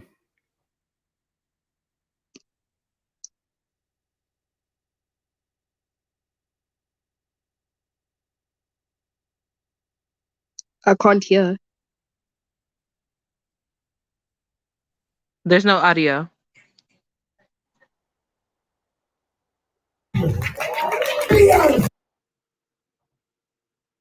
Do with your inferiority complex. Black men take non-black order hand in marriage, and then you got the audacity to lie in public and tell me it has nothing to do with your inferiority complex. Black men take non-black women because you wish you were not black your damn self. Be honest with me. Be honest with me. I can help who I fall in love with. Yes, you can. Yes, you A can. Negro male cannot help who you fall in love with. Why is it every rich white woman has made it her duty to never fall in love with a broke ass black man? If it's an accident, why don't we see it the other way? $2 billion on Air Jordans a year is not acceptable. Black women, I love you to death. Sorry, I don't know. Can you hear me? He goes into, he's talking to both black women and black men, but I do want to play, before I get into what he was saying, it's not lost on me that he also said this. So I'm not trying to cherry pick his words. So he did say this. Needs to see the potential and the commitment. I'm going to say it again. The black woman tends to want her man to have it all before she commits. The white woman don't need her man to have it all. She just needs to see his potential. And the white woman will back him and support him and ride with him and help develop him until he gets it all. See, one of the things black women got to stop doing, not all of you, some of you. Not all of you, some of you. When you see a man who ain't got it, but he got the potential and he committed to getting it, commit at that time and ride with him. If you got to sign a contract to say that you guys are co-creators of every idea, do that and you become Tory Hart. All right. So here's the thing. I'm going to step out of Dr. Umar's domain for a while, because I mean, I thought the contradiction wasn't as canceling as they are. I feel like the two videos just cancel each other out. Like, I don't see any use for it. So ignore that I brought him up. I did bring both that up and the contradiction up, but realizing the contradiction is just like, nah, like, no, I'm not about to quote you, Dr. Umar. Sorry. When you get that school up, I'll start quoting you again. I recognize that love and relationship is more complicated than we want to believe it is. It is very complicated. So I'm not about to make any declarative statement about why we do what we do. However, I will say this. If we're thinking about the community and building, but also power and resource and ownership. It does fundamentally start at the family. And I'm not talking about a heterosexual relationship or a homosexual relationship. I don't care what you call it. I'm there the family. So when people come together and decide to have children and take care of the children, they have to also be there to take care. And I don't think the old paradigm is good, but we didn't follow the old paradigm. So we don't even have to look to the 1950s or anything, because it has been consistent about sort of women working. There was not never a time in American history where there was any critical mass of Black women who were able to stay at home and the men go out to work. As a part of the American system and the Black American and Black woman's experience, it has always essentially been a 50-50. Now, it has never really been 50-50. It's never actually ever 50-50. Someone pays more, but you get my point. So with this paradigm, it does not make sense that we both, on one hand, understand our history. So I'm thinking we don't. And then we expect women in today's society, even if the history was true, to take care of the child while you disappear and then show back up and pretend that's your child, right? It doesn't make sense. So from the family level, within our community, we have an issue. How do we build from a broken foundation? How do we build not just from, but on a broken, like, won't all of this collapse? I know Dr. Umar isn't advocating for ride or die. Look, I don't know who listened to Dr. Umar Afro Butterfly. Potential got us the point where these men want to blame single mothers for the community, right? Remember when the pro-blacks were fighting and Dr. Umar became gangster and called himself a real N-word while threatening the others? He can't regulate emotions or appropriately problem solve. Wait, no. Jay, you have to send me that. Sorry, I'm coming out of all of this to say, I don't know what you're talking about, but I desperately want to see what you're talking about. I have no idea what you're talking about, but I desperately want to see it now. I was a huge fan of Dr. Umar growing up. I don't know why. I can't really put my finger on why it is. I look, if he puts this school together, I am there and I will be supporting in I will be there supporting, at least financially. Hi there. Is this open for others to come up? Either way, I want to send my support. Thank you for your work. I appreciate you. Drop a one if you guys want me to open the panel. I didn't mean to open the panel, but I realized people might want to talk. So actually, yeah, let me. Thank you, return. Oh my God, return off the Mac. I did not see. That's so funny. Let me drop the link. Moderators, you guys can redrop this if you want. We have to agree on a value system first. The Black community has several, and they're adversarial to one another.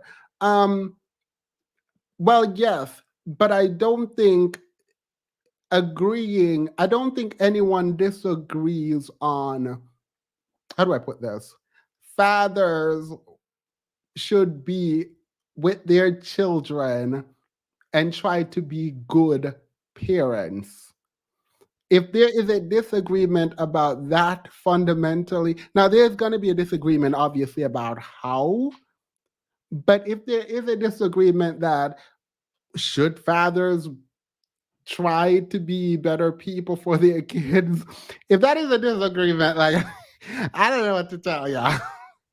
I think the issue is that there's always pushback. You know what I mean? Whenever we give a very logical, sound-based argument, there's always some type of pushback that there's always going to be somebody on the side of. And that's what I think that's what you meant by adversarial. Like, we'll say one thing, like, this is wrong. the wife or the mom taking care of the kids in the household is her taking her responsibility. The man not doing everything in his power to get into that household or to be able to be a father to that child is his lack of responsibility. But instead, they're always going to be like, nah, well, they're always going to find a reason, and that's where the issue is: the communication, the comprehension. No one wants to listen. No one wants to like progress. And at some point, you have to let those people go. You have to just be like, all right, you don't want to pay attention, but we're trying to advance our community, and we have been trying to advance our community for so long. We just have to cut you guys out the loop. So when Kanye West does and says things like what he's doing, or when Drake says and does things like what he's doing, it's our job to publicly denounce them. I'm Nigerian, so when someone does something crazy in our community, they're shunned. Like, no one talks. Even if I was to have a baby out of wedlock, like none of my family members would have spoken to me. It's our way of holding people accountable. The accountability in our community just really sucks, because there's always some type of response to the reason why someone doesn't need to be canceled. I was at a hookah lounge the other day, and they were playing R. Kelly, and they kept trying to play R. Kelly, even though I kept changing the song. And I'm like, why are you trying to play R. Kelly? And they're like, his music is still good, though. His music is still good. What does that have to do with the fact that there's women inside of this establishment that could be traumatized by what he did do, what he's convicted of? And that's our issue in our community. Like, we could try and talk to the people that we can try and talk to. We could try and make the small changes that we can make here and there, but it's really just, we have to let them go. And I think that's why you liked Umar before, because he used to say, like, you know what, some of these people just can't come with us. We're trying to change the community. Some of these people can't come. And it made a lot of sense. I think that's true, but I have always been sort of aware and accepting that there was a larger systemic issue, still am. I think for a lot of people, that reality blinds us to the reality of what's happening within the community, particularly when you're not faced with it every day, right? And so I liked him because it seems like he was going up against the system and he wanted to educate young boys and all of that. And for me, the default was always blame the system, right? Now, it wasn't always, because in real life, I do what I do here, but there was always an undertone of, but do we really have agency? Is the system to blame? Is agency to blame? And there's always this kind of, I mean, I still do that kind of balancing, but yeah, no, I do agree with you. But there's a ton of people. Amara, obviously, you can stay on. Navi, I'll let you have your last words and I'll start adding people. But before I do that, any community not respecting its women is no longer a community. The statement is true, but it's also true that any community not respecting its man is also not a community. So a community not respecting people within a community, not respecting each other is not a community. As it applies currently, I think it makes sense to make this statement, though. I understand why you make this statement. I completely get why you make this statement, because it is true. And I think Black women have been disrespected for far too long. Like it's ridiculous now. Like it's ridiculous to the tune of, like, other groups of men and women are coming out saying, okay, this is too much. Like you need to stop disrespecting Black women. Like at that point, people are taking up responsibility that is not their own by coming in to say, y'all need to stop. So yeah, I agree with you. Yes. My final words. I want to say that also a part of the reason why I became aware was through Dr. Umar, but I realized while listening to like other Black women that critique Umar that he never really, or was very disingenuous about the dynamics between Black men and Black women in the community. So that's why I stopped listening to him. And also in your previous live, I forgot, I think it was one of the Black men in your previous live that stated that the reason of the high DV rates in single motherhood is because of basically you're a minority, so the numbers would be quote unquote more. And it really irritated me because it's literally the same statistics here and we're the majority. So I really don't understand when literally here it's 70% of black women are single mothers. In the birth certificates, there is no father. And you can't quote unquote say that no, we don't have a quote unquote basically we're not in touch with our African roots, therefore we are not as family. No, no, no. The degeneracy is still here. It makes no difference. So yeah, Yeah. that's what I want to say. Yeah, I mean, I think thank you so much, Navi. And to your point though, the reality is we know whether or not that man is going to go to the orphanage to go get his child. The what? Go ahead. 2 seconds, please. Sorry. No, you're fine. Kia, go ahead. Kia, you're muted. If you're speaking, you're muted. 1 second. I'm trying to figure out my mic situation. Give me We can hear 1 you. second. Oh, all right. Only Alyssa, go ahead. Hi guys, Themis, can you hear me? Perfectly. Oh, it's been a minute since I've been up. It's great to be back. You said something at the beginning, near the beginning of the stream, about Kanye West, and that we all, not just Americans, the whole entire world sat back and saw one man, how much money he lost, extremely swift.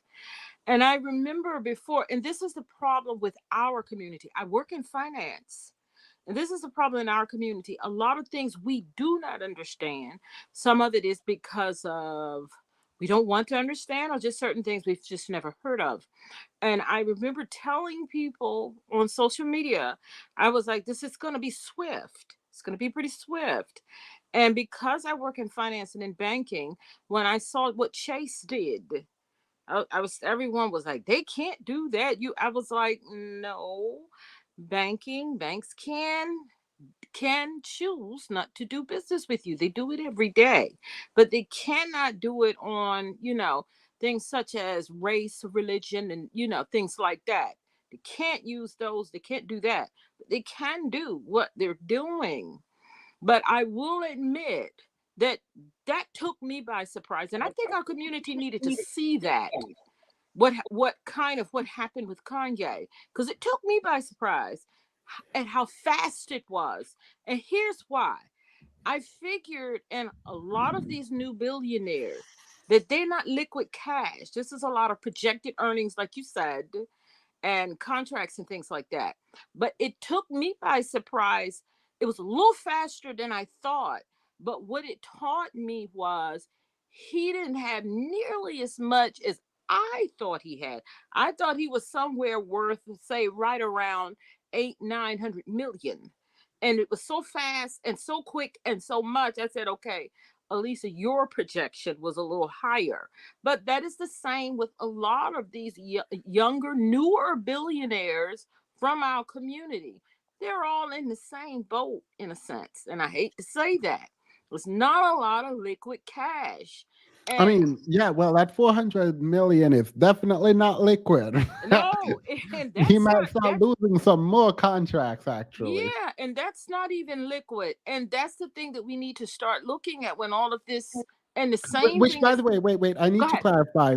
Not having liquid cash is not a bad thing. If you No, it's have it not. in certain kinds of asset, it's good, Exactly. especially assets that are recession proof. So Exactly.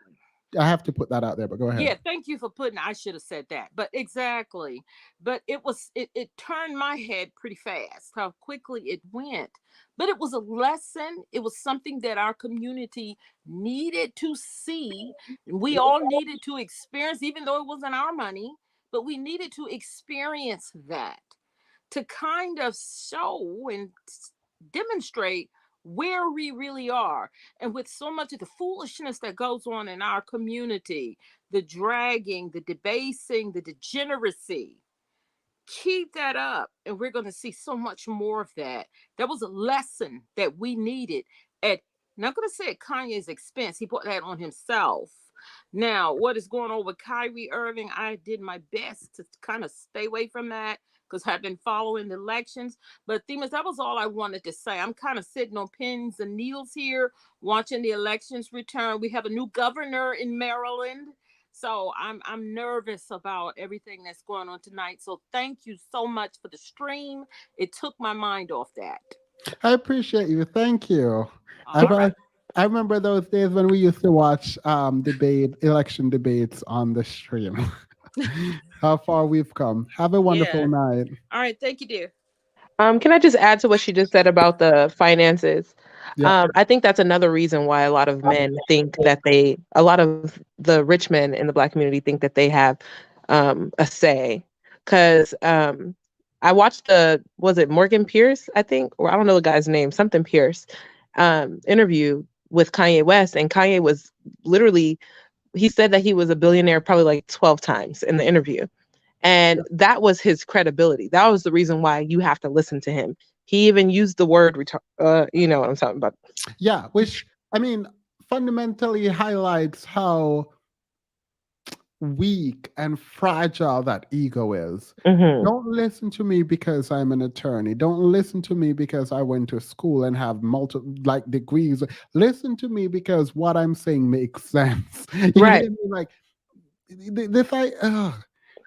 he's probably crushed right now because that billionaire status was everything to him, which is an amazing feat, by the way. Like, I'm not saying this dismissing how amazing that is to go from nothing in a capitalistic world to making that much money. Like, yes, good on you, but you are more than that.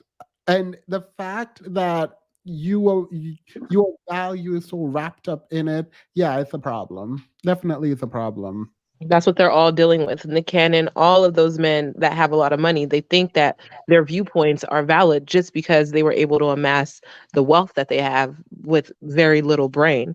But the systems that be are the ones that put those type of men, those are the people that are picking the men to make that type of money. So you know, that's where I was gonna go. Like, I wouldn't feel so great about being rich right about now, because if I was a hip hop artist, I'd be looking at myself thinking, wait, did I get rich because I'm talented, or am I just here as a puppet? I would really be considering that right about now.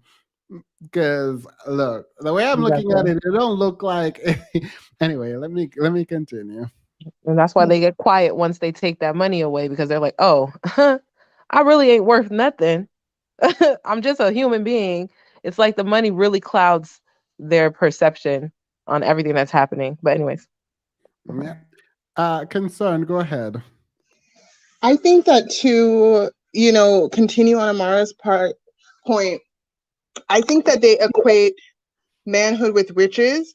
They equate whiteness with riches. Like, a lot of them think that they are no longer Black. They are, OJ, or they are Kanye, because they have this money. And so what they see it as an entry into whiteness, but not realizing that whiteness is way more behaviors than this. And there are definitely negatives to whiteness. But the one thing that I will credit the people who are keeping these systems up is that they have a little bit more foresight than the men in our communities tend to have. And so they realize that there are repercussions to even those men's actions. And I think that when we think about what is separating the moves of our billionaires from others, is that other people are not allergic to responsibility.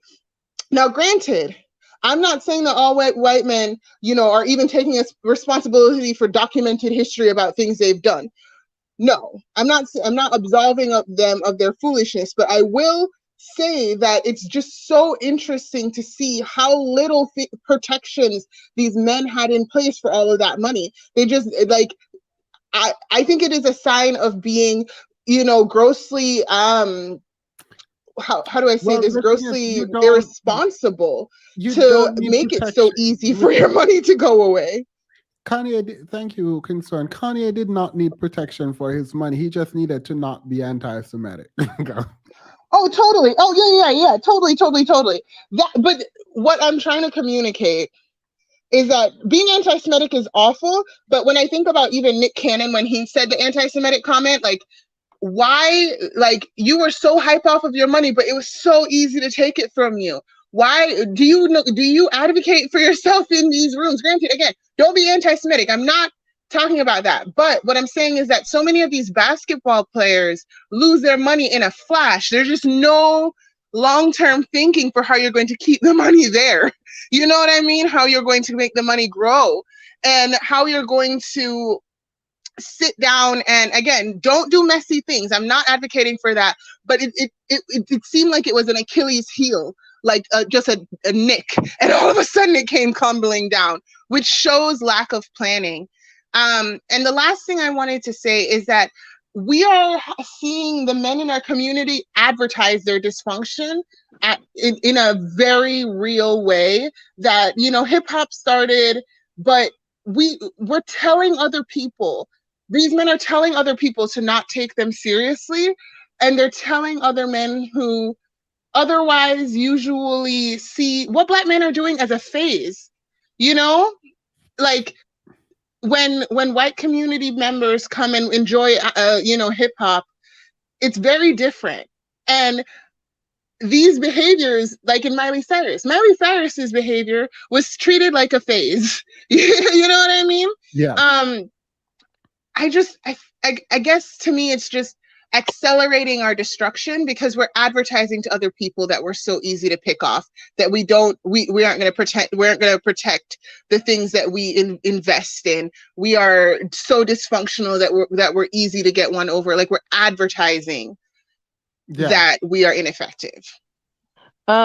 Themis, what is that loan that they gave to, what was the brand that gave out a huge loan that Black men are always speaking about with Black women? Goldman Sachs. Yeah, Goldman Sachs. I feel like wait, before you go, thank you, Kinson. Let me add someone else. Go ahead, Amara. I lost my train of thought. It's okay, I'll come back. Goldman Sachs.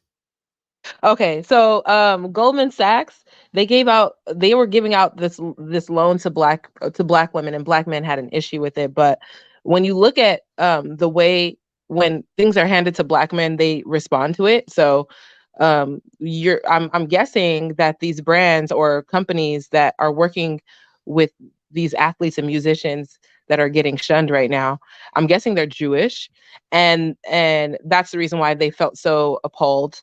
At least the owners or people in the higher end of the businesses, they're feeling so appalled because they're Jewish. We gave you guys this handout, and you guys are biting the hand that feeds you. So we're gonna take it back, so you realize that we did give you something. And they themselves don't have to be Jewish, because even with the baby, this is why I brought this up. It's the white people who were gay and the people who cared about the gay community were also rejecting. So, like, you have both the people and the people who support those people saying no.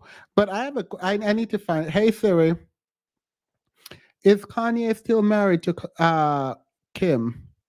No, he said they divorced 2 years ago. Wait, they're not married?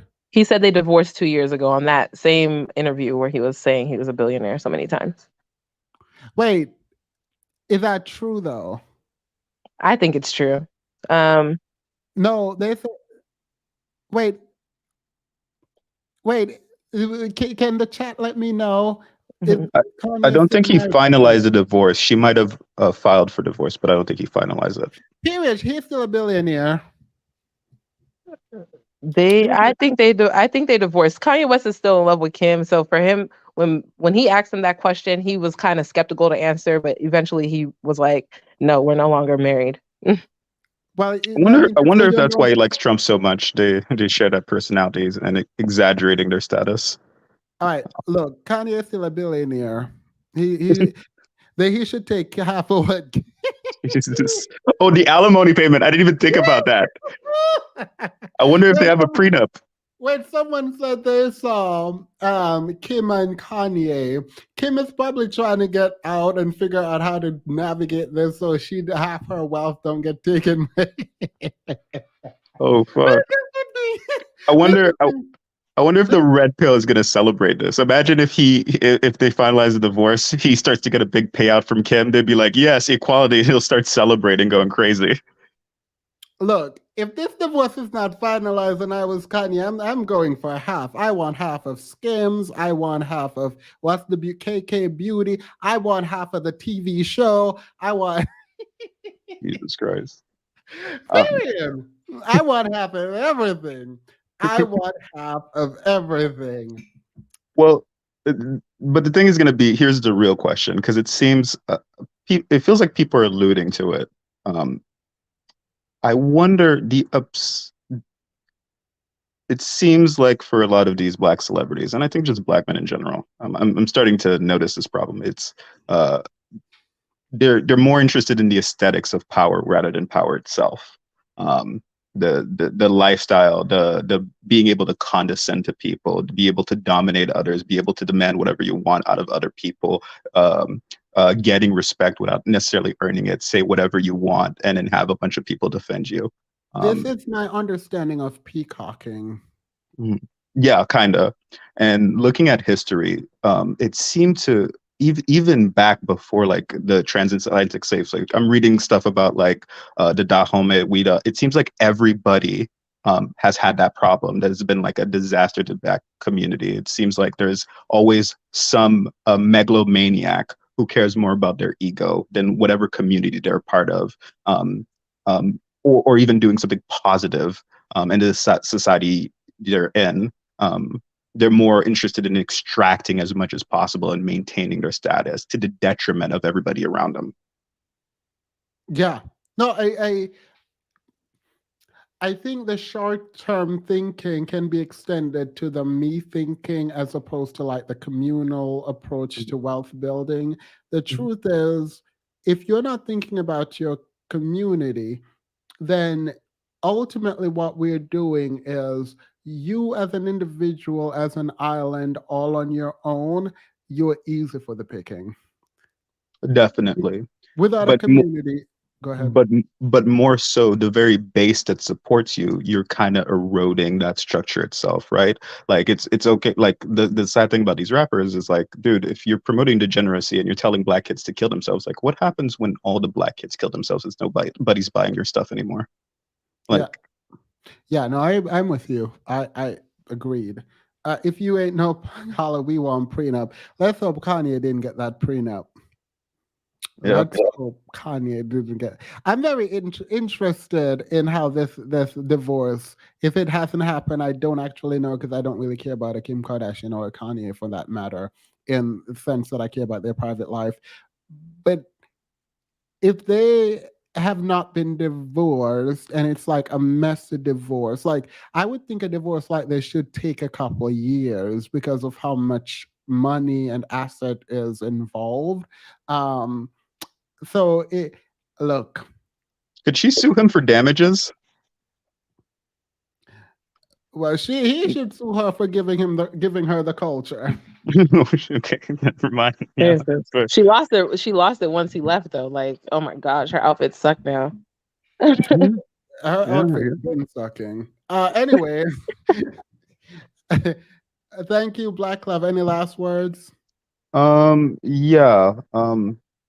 I don't know what to do about this. I think ever since this topic's come up, I've talked to a bunch of people, and I've mentioned this before on stream the few times I've been on here. It's just like it's impossible to just get Black men to just like admit that this is a problem without like deflecting to like 20 fucking excuses about something else. It is like mind-numbingly frustrating. You say it's like, hey, like, look, there's nothing personal to you. You might be a good person, blah, blah, blah. But hey, there's a lot of bad things happening in communities. Like, and then it goes back, well, it's because of like 20 fucking other things that have nothing to do with it. For the simplest, no cursing. Yeah, for the simplest thing, it's like, hey, there's too much violence in the Black community. We need to bring that down. And then the thing will be, well, the violence is because of poverty and this and this. And I'm like, or every community has violence. That's another thing they say. Yeah, and it's like interesting point that you brought up, because I did actually sit down with someone 2 weeks ago. And we were actually having a debate about this. And every time I brought something up that I discussed on here, he had an excuse. So I was like, that came up, and I was like, look, regardless of what is happening with Black women, the point at which we're killing each other, I think that might be the fundamental like thing Mm. that we need to deal with. And he was Yeah. like, but crime runs with poverty. And I sat It's there for a moment. correlated, right? Yeah, well, even if there was a causal nexus between it, it would be certain kinds of crime, right? Yeah. But anyway, even if it's tangentially linked, I gave it to him. So I sat there. It's not someone that I'm friends with, but it's someone who is very into the manosphere. So I was like on Zoom because they emailed me. So I said, all right, that's interesting because you just talked about Black women's weight and hair and attitudes and all of that. And you can see how weight might have an unhealthy weight might have a tighter relation to poverty. You couldn't see that, but you can figure out how to meander enough to get criminal behavior Yes. attached to poverty. Like Yes. you don't understand how severe overweight in the way you put it might be closer akin to the fact of no access to healthy food. You can't see that. Like I Or, don't or, or, understand like the deep analysis that happens when you are in the spotlight but you don't give that kind of grace to anyone else. or at least a sympathy to understand that like Black women are stressed beyond belief. I think I was looking to set depression in young Black girls is crazy. Abuse in young Black girls is crazy. Workplace harassment, everything is just way too high. And it's like, dude, it's no surprise. Black women are eating themselves to death because they're depressed. Yeah, Like not only that, it's so obvious. Pink Pill showed me a study, no, it wasn't a study. It was an opinion piece that was backed by some psychologists about Black women who engage in different kinds of eating habit after being abused to sort of make themselves look bigger in order to push back against Yes. abuse. And so as like I just don't understand how you can do all that kind of thinking when it comes to taking responsibility away from you, but things that are very obvious in your face. You can you don't even have to think that deep. Like Mhm. you don't like there's a direct correlation.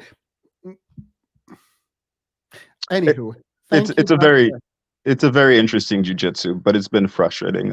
Hey, good luck with it. I'm just gonna help where I can. Like I have limited power in this earth, but I'm gonna try my best. To all of you, don't lose hope. Always try to be better. Always improve yourself. You're all lovely people, and don't let anybody else put you down. Yeah, thank you. I appreciate that positivity. Like So the video. I have there are people in the back, so there are people who I brought up, then I skipped. Um, I'm thinking if I should go back, I'll go to the new people because I definitely did skip. Let's add Return of the Mac, and then I'll go backwards to the Watt, and then Kia, and then Modern Realist, and that will be the last person. Look at me on time. Go ahead, LB. Okay. So one of the things that I noticed, I don't know if I came here in the middle because I was driving, so I may have missed it, but do you guys talk about like the fact that when they marry very strategically, and they always like the celebrity Black men, they marry up. And I think that part of that is like they subconsciously know that the money that they flaunt around isn't actual real money. So once they get into those spaces where they could get real money, they try to cling to the real money people, if that makes sense. No, I see what you're saying. I wouldn't call it marrying up though. I would call it marrying to show that they're one off. So in the beginning we were Well, talking. Uh, oh, I was just gonna say, I don't think it's just the status. I think they also know that those people have real wealth and they don't have real wealth.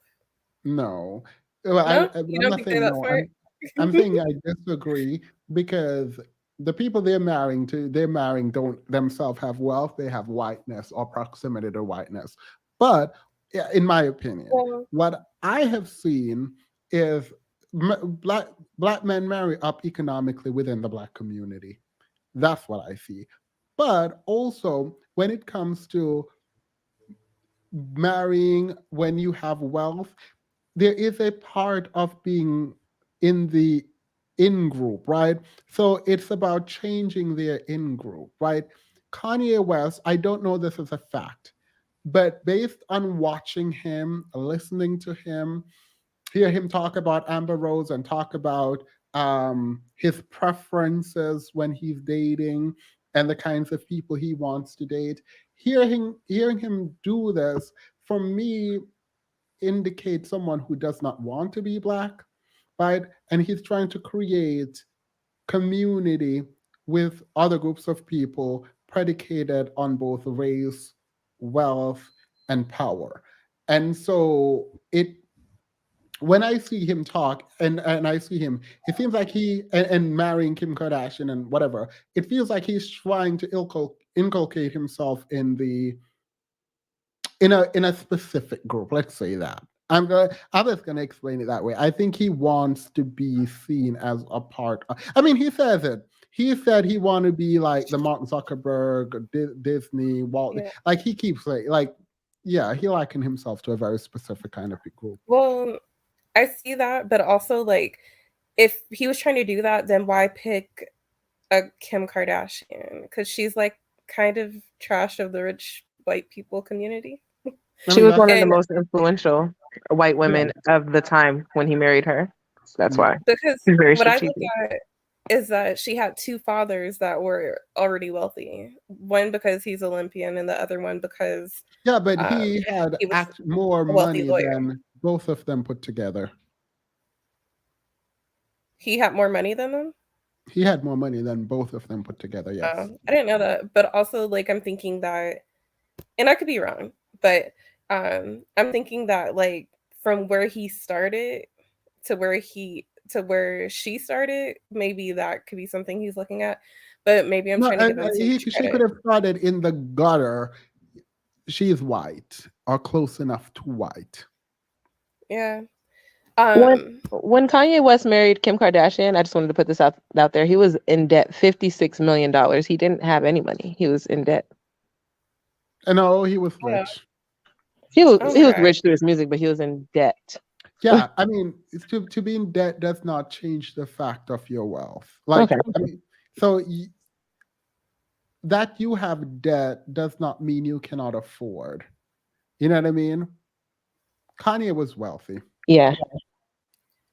Okay. One other thing that I wanted to say was about them,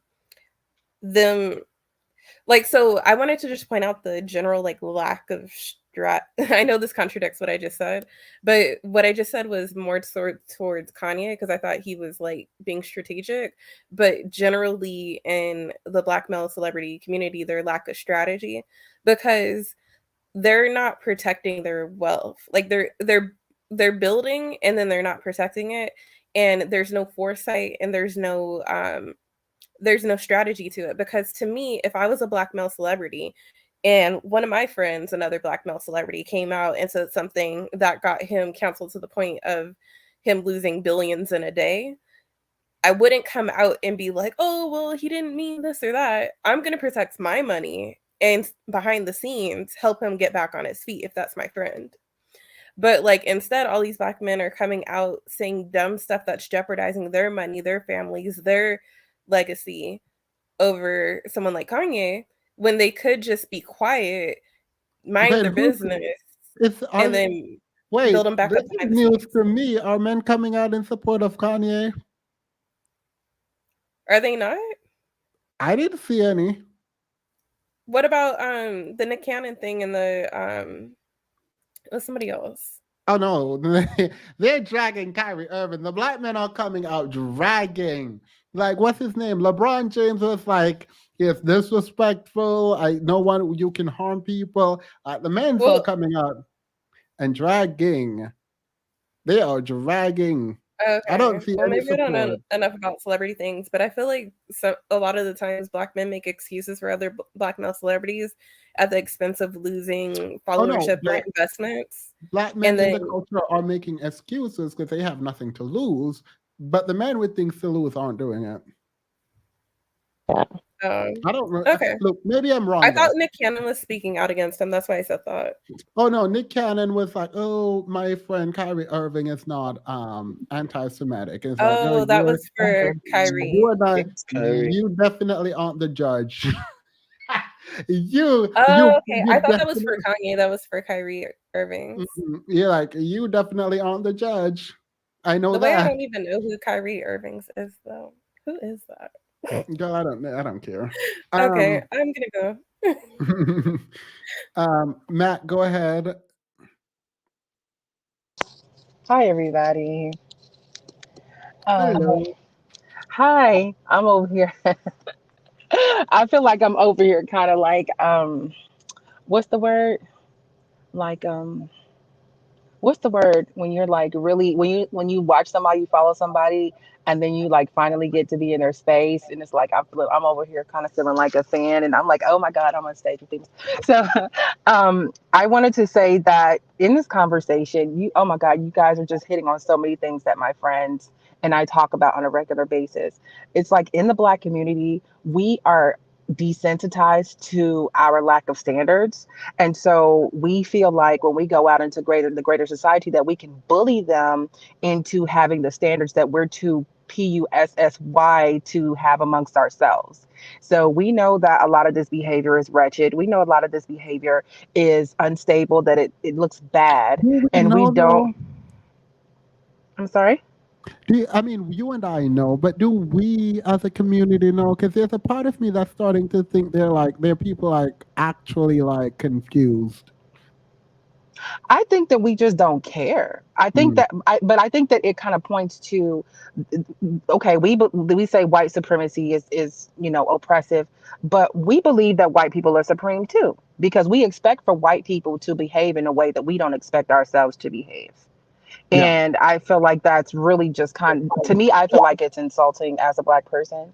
But what I wanted to say is that we don't understand policy, we don't understand procedures, we don't understand how the world works. So we go out into the greater society pushing our feelings of morals or whatever onto other people because we see the world the way that we want it to be and not the way it is. When I know that we're full of it because I see amongst ourselves that we don't have these morals that we're trying to push onto white people.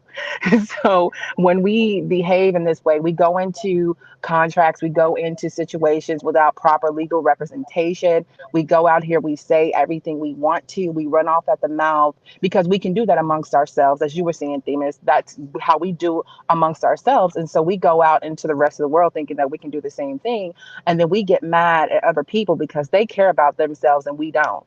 So Yeah. we try to bully people into assimilating into our wretched culture. And that's not it doesn't work like that. We don't have anything. We don't own anything. We don't have any infrastructure. And then we feel like we can just push ourselves onto other people. And it doesn't work like that. Other people are moving along the lines of their national heritage, their culture, and their values. And we're still sitting here pushing people to the forefront, like Kanye calling him a genius. And I'm like, Girl, these are our representations. Why are you will we? never hear me call Kanye a genius. Well, I hear a lot of Black Some people. people I've do even too. disconnected from some of my friends, and even like my aunties, her friends were just on the internet talking about Team Kanye. I said he doesn't even like Black women. Like that alone is enough reason for me not to support him. Like that alone is enough for me to I just be like, no, Mac, Return of the Mac. I love your name, by the way. thank you. I do give Black women grace on this because until a couple months ago, I was very annoyed by it. I was like, why do y'all still support Chris Brown? Like, why these people are colorist? Kodak Black should not have any Black women support. Like, why? And then I realized there is, I think, a lot of. It's not a good excuse, by the way, but I think a lot of Black women feel like, and I saw this in one of Kelly Rowland's posts. Not gonna say what it is about, but I saw it, and it was like it feels like you are personally offended you're personally offended if you say this is bad, or like if you're the one there when Chris Brown says, quote unquote, nappy hair women couldn't come in this section or whatever, or he only F the bees with the good hair, whatever he says, I don't care. It feels like a lot of people cannot come out and say they disagree or don't want to because they don't want to be the one he's talking about. Like, I'm the exception. He's not talking about me. If you're mad, he's only talking about you, kind of thing. And I think we collectively need to like reject that. It's the reason why people are like, do you have a man? When people are talking about serious thing, they're like, oh, you don't have a man, you don't count, right? It's it's an insidious way to discredit people, and I think a lot of women do it on their own, like sui sponte. Like they're just like, if I do this, I'm gonna come off as the bitter black woman, and I don't want to be the bitter black woman, so I'm just going to pretend like it doesn't bother me. Like I'm gonna pretend like this person saying black women are all these negative things doesn't bother me because I don't want to seem like I'm desperate for him. Where it's like, no, if he want to date a white person, he can. But why is he talking about the collective of black women like this? That is wrong. You know what I mean? Anyway, sorry. Go No, ahead. I agree with that as well. I agree with that as well. And I think I'd probably take the position that I take because I'm in a different place. I'm in a place where I'm completely disconnected from that part of like black culture, at least black American culture. So I see it, of course, probably in my kind of self-centered lens, right? Through my self-centered lens. And I just kind of feel like it's time out for us as black women to, like towing that line that is not helpful to us. But I understand, I have compassion for black women because I know that we have been put in this position that we didn't ask to be in and kind of forced to have to correct or right something or fix something that we didn't break. And then all the burden falls on our shoulders. So I have compassion for black women, even though I'm in my place. And this is the last point, and then I'll yield. I definitely see right now that these are not going to be the first black male celebrities that are going to end up embarrassing themselves.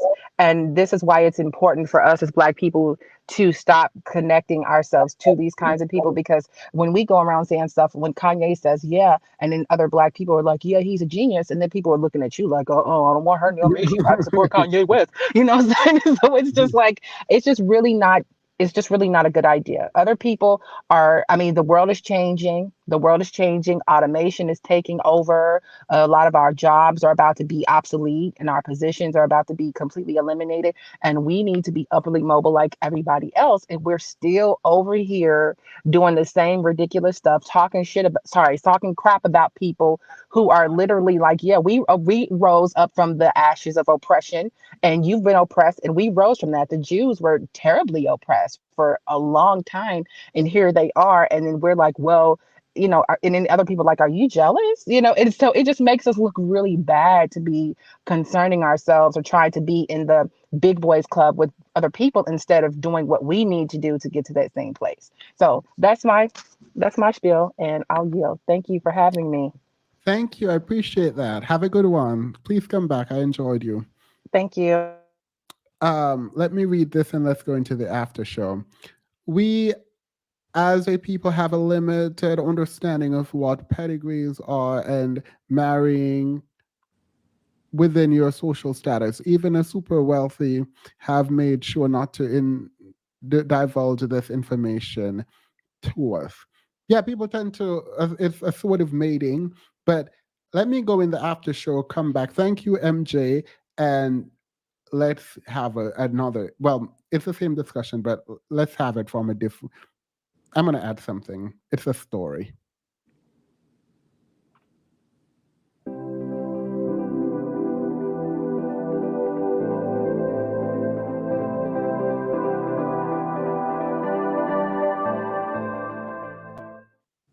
All right.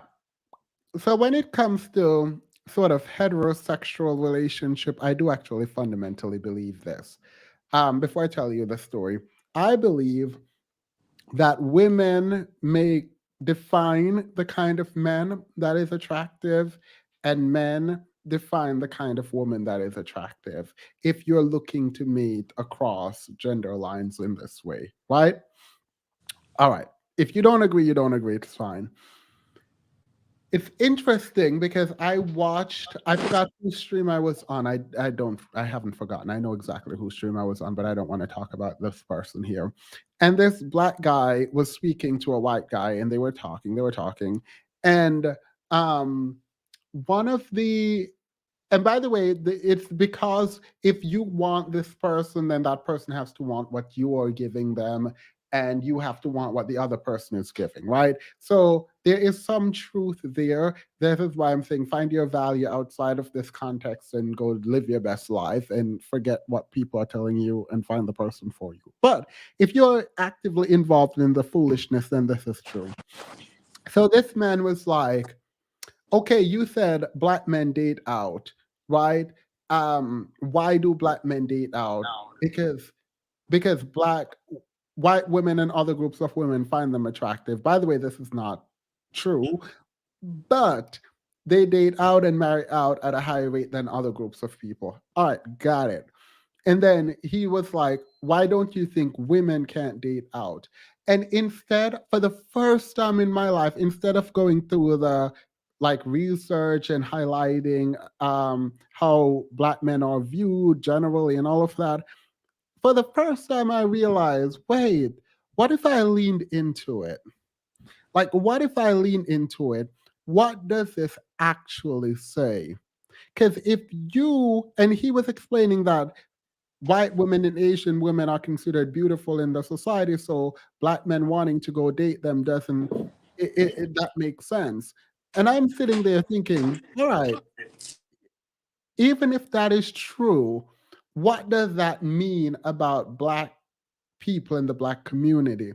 And if we accept that black men are seen this way, black women elevate black men, the truth is black men don't do it for black women. So if black men are believing, and this, by the way, I'm not saying is true, I'm saying that in the way that he presented it, it made it seem like black men in his mind have accepted their subjugation, right? So we're in a culture that tells you as a black man that whiteness is better and you accept it. In that same culture, they're telling black women that whiteness is better, but black women reject it. So you bought into the system. Black women didn't. Black women elevated you, and you don't do it in return. So the fact is, if you're in a culture as a black culture that sees your women, right, quotation, as not being beautiful, it's because you have accepted your conditioning and you refuse to pedestalize your women in terms of beauty. And I think that was one of the first times that I've ever leaned into the idea that if we are the purveyors of our own culture, then your responsibility as a heterosexual man is to elevate the image of the women that are a part of your community, as they will do the same for you. Again, as a community. And if you as a heterosexual man is saying the woman is not beautiful, the black women aren't, then you are literally saying you are not doing your part of the culture. So not only is the parenting not there, not only is there attack on people and abuse of young girls and absentee fathers, but now there is an unwillingness to elevate the women in your community and an active effort to bring them down. For the first time, I was like, this is ridiculous. Like this is not just bad on the like actual physical front, right? So if we're talking about the Maslow hierarchy of needs, right?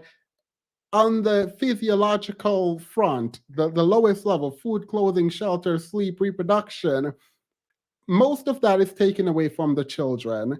Then we move to the second part where it's talking about safety, security, employment, resource, health, property. That is gone. Then we are at the third level where we're talking about love and belonging. That is gone. So when we get to up at the self-esteem area, that is literally destroyed. How do you get to even the self-actualization part? If even your physiological needs, the bottom, is not met in the community, how do we, as a part of the in-group, move either individually or collectively from the physiological needs to the self-actualizing when we have self-esteem, love, and safety in between? How do we even get there? We don't. We literally do not. If Maslow's hierarchy of needs is any indication of where we can go. So hearing this man talk on this panel, I was like, oh my God. Oh my God. Like white supremacy, yes, all of that. But internally, we're like literally destroying our culture, our system, because our needs are not being met. And by ours, I mean the women. Because when it comes to love, safety, and belonging, the women will be out in the street defending us. But I just realized that we just don't have the framework, we don't have the mindset, we don't have it. No, I mean, I need someone to come and tell me Maslow is incorrect because this ain't it. Come on over to DevSecOps, cloud security, cloud engineering, AI, and links. Recession-proof your career. Oh, I didn't know where this was going. I didn't know where this was going. But yeah, we need to get some job training. All right, sorry. Everyone have a minute. I apologize. Let's start at the top and then go around in a circle. Kia, Yes, good evening. good evening. So, what I was going to say basically is that I was going to ask the question based on what you said just now. What do black men want? Like, do they even know what this thing life means? I know we don't know everything in terms of this world and the mysteries behind it, but there are some general things that we understand, right? In terms of family, having a family, leaving something behind to have a legacy, what do they want? Mhm. What is it like? And then if you know what you want, then you will know the qualities that you need to have to get what you want. Yeah. But Well, we keep I asking. no, I mean the question is not going to be answered by me. I know what they should want. I know what we should want, Should want. but I don't know what it is that we collectively want. Before you go, this is an interesting question thing. You're not a woman, though. Theme is what you mean our needs. Men and women needs are not met currently, but the women needs are the ones that are not going to be met in the system on any level, right? So, well, if women are the black women are intrinsically linked and therefore unwilling and unable, well, unwilling, not unable, to separate, right? So black men needs aren't met, but our needs aren't met from a systems perspective, right? I mean, I know you were being facetious, but it is what it is. I can answer it. So when we're thinking about the physiological needs, right? If we're at the base of the pyramid, we are not doing well economically. So there goes that. If we are at the safety, if we're at the safety level, I mean, like, need I say more? Like, we're you're not a woman though, female. What do you need? Our needs, every human being in terms of understanding basic psychology, if we're talking about the Maslow's hierarchy of needs, it's not just an application of needs to women. I did talk about that there.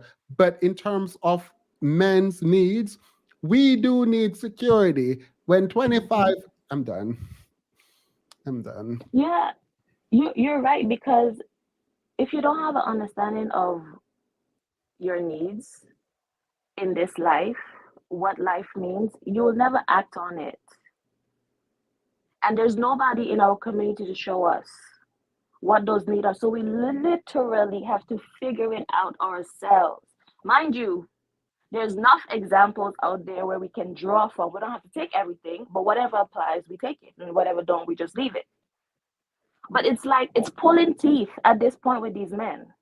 Yeah, well, the thing is, I believe that Black women can provide their own physiological needs, right? They have been doing it, so definitely they can. It comes to safety. I think we need to get out of the mindset that a man equals safety. Um, this is, by the way, not advice. I have to say this because, like, I have a slight pushback. wait, before you do, the truth is, do what you want. Go ahead with your pushback. In terms of the physiological needs of women, yes, we can do it on our own. But once we have children, no, we What do need you mean, that no? other half. We need the structure of both the male and the female, the masculine and the feminine energy, to rear that child. So the needs that we have enough for our own, yes, when we're by ourselves. No, no, no, But no, no. once we No, well, let me stop you. I'm not stopping you in this. I'm going to say, if you're talking about the child, then yes. If you're talking yeah, about your own needs, then absolutely not. yeah, that's what I'm saying. But that's what I'm saying. Like life is a progress, right? So you're single for a certain amount of years, and then you have children. So what you need changes because you have that extension there, right? So every Black woman is not single and Well, childless. I don't even like the thing that you need masculine energy, because you definitely would need a good, like, it's not just any old masculine energy. Obviously, Women that have goes without masculine saying. energy. That Yeah. goes without saying. But I'm talking about that disciplined nature that men provide to Not No, all men in provide a that. I'm not okay. Obviously, I'm not talking about the ones that don't. We have good examples of those that do provide it. We can draw from that. We can see how the children are different, right? They are more grounded. They're more structured. That is all I'm saying. So when it comes yeah, to no, having well, that that's not. I extension, mean, all right. So I do take your point. I think the research doesn't actually say that father needs to be there. It just needs to be a community where fathers are around, or good male so figures. so I'm not. you're saying that you're saying that, let's say for example, right? This is obviously not happening right now, but just for example, let's say if Black men do decide to act properly tomorrow and Black women fall in line, right? And we get Wait, no, no, married. no, no, wait, pause. We're right. We're on different frequency. What line? Mm. Where is the line? It's like use your imagination. What do No, you I'm kidding. I'm like? kidding. Go ahead. But I'm Because not really because kidding, because when you say fall in line, it feels like you're saying no, stand not down submission. But what I mean by, we know women, like you made the point, right? We know what we desire out of men. So let's say if they're doing what they're doing to provide for the community, right? And then we're doing what we're doing to provide for the community as well. So we have that symbiosis going on. When the child comes into play, you're saying that one parent not being there, one parent being there will suffice for the child. No, I'm saying the research says that you need to be in a community of where there are men. But yes, I would prefer for the people who are parenting the child to be there. Research also says that Black men with both of their parents are still doing worse than Black women. So Yeah, there's a different problem that we're dealing with. yeah, I was just Yeah. talking about the Black part men of aim to get needs. through life without introspection. Nancy, thank you. Wait, go ahead. Sorry. Yeah, I was just making that point on your. I was giving that pushback when you were talking about the needs that we both, we need, and you're saying that women we can do it physiologically by ourselves. But I was Yeah, just but I'm saying when talking we about have your that. own need, though. I wasn't. I'm speaking about your own need, and I do feel really bad because I think that, and this is, oh my God, it's so hard because I don't want to tell people how to live their lives, right? And so it's not right if you believe the way that you do. It's not right for me to tell you that you're wrong, right? So what I'm going to say is my understanding is very simply this. you don't need a man. Well, yes, we're proving that today. For the past Right. 2 decades, 3 decades, Black women have been proving that like we don't need men. But the children that are coming up, what do they look like? No. Wait, I think you are intentionally diverting. Oh, so you're Be- saying without children? yeah, no, I'm talking about you as an individual. Oh, okay, yeah. I agree. Now, that you don't need one doesn't mean you don't want one or that you shouldn't have one. Yeah, I agree.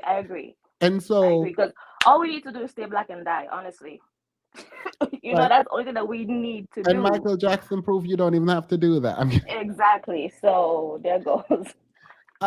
in any case, so what I was saying though is we have to be okay, men and women, in moving up the hierarchy of needs on our own and not look to other people, especially intimate partners, to provide the physiological needs. The feeling of belonging and intimacy obviously requires other people, but it doesn't have to be in a romantic way. I mean, do what you want. Like, at this point, it's getting too close to me saying do this and do that. So let me just preface everything by saying do what you want. I get your point though. Prince Patty is being annoying. Prince Patty said she's right. After my aunt left her husband, she immediately dematerialized out of this plane of existence. The masculine energy was needed to stabilize. Stop. Stop. All right, go ahead. I think we're at the what did you go? Thank you, Kia. I hope that wasn't too harsh for No, you. I'm good. All right, good. Well, The I'm what? sorry, Themis. I have to kind of jump in on this because I actually believe one of the big barriers between us as a race and elevating to where we want to be potentially, and emphasis on potentially, because like you, Themis, I'm like, but I think we have to get love off the table. I think that's our biggest downfall, and I think the fact that our philosophy, especially as a race, I think one philosophy that jacked us up was that we are sexual beings. No. We are spiritual beings, and that's totally different from sexual. And I think that as Black, as a race, across the whole seas, four corners of the earth, it's like we have this mentality that's drilled in our head. We're sexual beings, but it's taking away from productivity. You can't build if you're focused on sex. You can't build if you're always talking about kids, this, that, and the third. And it shows. I honestly believe we're the only race of people. I think we're probably the only race of people that really hammer that philosophy in. Like, we're sexual beings. No, we're the only race that's sexual as hell like this. And it's hindering us a lot. But I wanted to know, I would only focus on this subject because I kind of jumped in on the whole the first live. I know you ended that, and this is the after show. Oh, I know you're fine. Thank you, Kia. When it's your turn, you can definitely bring up whatever you want from the live stream. Oh, okay. Can you hear me? Yes, I can hear you. I put my turn. Put myself on mute. All right, Kia. Yes, what were you saying? Oh no. I was saying thank you so much. And I hope to see you again. All right, have a good night. You too. So I was told once that I was really harsh, so I'm trying to work on not being harsh. So yeah, that. The what? Amara, definitely you can jump in at any point, by the way, just FYI. But the what? Hi guys, can you hear me? Mm-hmm. All right, thank you for letting me come back again.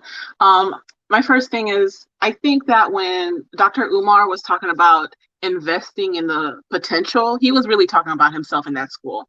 Because I don't know if we'll ever see that school, but he's trying to keep you around to invest in that potential. And when it comes to like the Black community, I think both Black men and Black women have to overcome their own self-hate and gain self-worth, but in different ways. Because when it comes to Kanye, the baby, Chris Brown, even the fact that Black women paid Chris Brown $1,000 to take pictures of him, and they weren't all IG models looking type of women, but like they don't mind doing that. And I think because you were talking about this with Cynthia G and Erica with the whole debate about our image. I think that Black women's self image is tied to Black men and not the other way around. We feel like if we uplift Black men, then it's almost like we're uplifting ourselves, and it's not like that. And I think And that should be true, right? That should be true, but it's not. Yeah, sadly. And with the whole, like, us not owning anything and not being aware of it. No, we're aware of it because Chris Rock made a joke that Shaq is rich, but the white man who writes his check is wealthy. And that was an old joke. So this whole thing with Kanye's, like, just kind of reinforced this defeated mentality of like, whoa, it's me. But it's like, no, we've already talked about this. We need to either talk about it and do something, or like, I can't, for me at least, when it comes to Kanye, I already canceled him a long time ago with the whole comparing Kim to Michelle Obama, the fact that he greenlight Pusha T's album cover to be Whitney Houston's Crack Room. I was just like, nah, this dude I'm not gonna support him. And I just think it's so sad that it took Black women who are still fighting for him and stuff, but like for Black women to be like, yeah, we'll cancel him now. And I think it's sad that, those who have tried to cancel Kanye in the past were silenced, because sometimes the Black community is almost like a cult that is centered around Black men. And so it's kind of sad. And also, I finally understood why some of the Black LGBT community feel like they identify with that community more than they do the Black community. Because there really isn't space right now for any other thing besides this like one mindset, mind type of narrative. So it's kind of hard. I think we could benefit from maybe having like a divorce lawyer coming in. If you have a friend who could come in and shine some light on like what marriage really looks like, what divorce really looks like, especially in our community. I think that would be very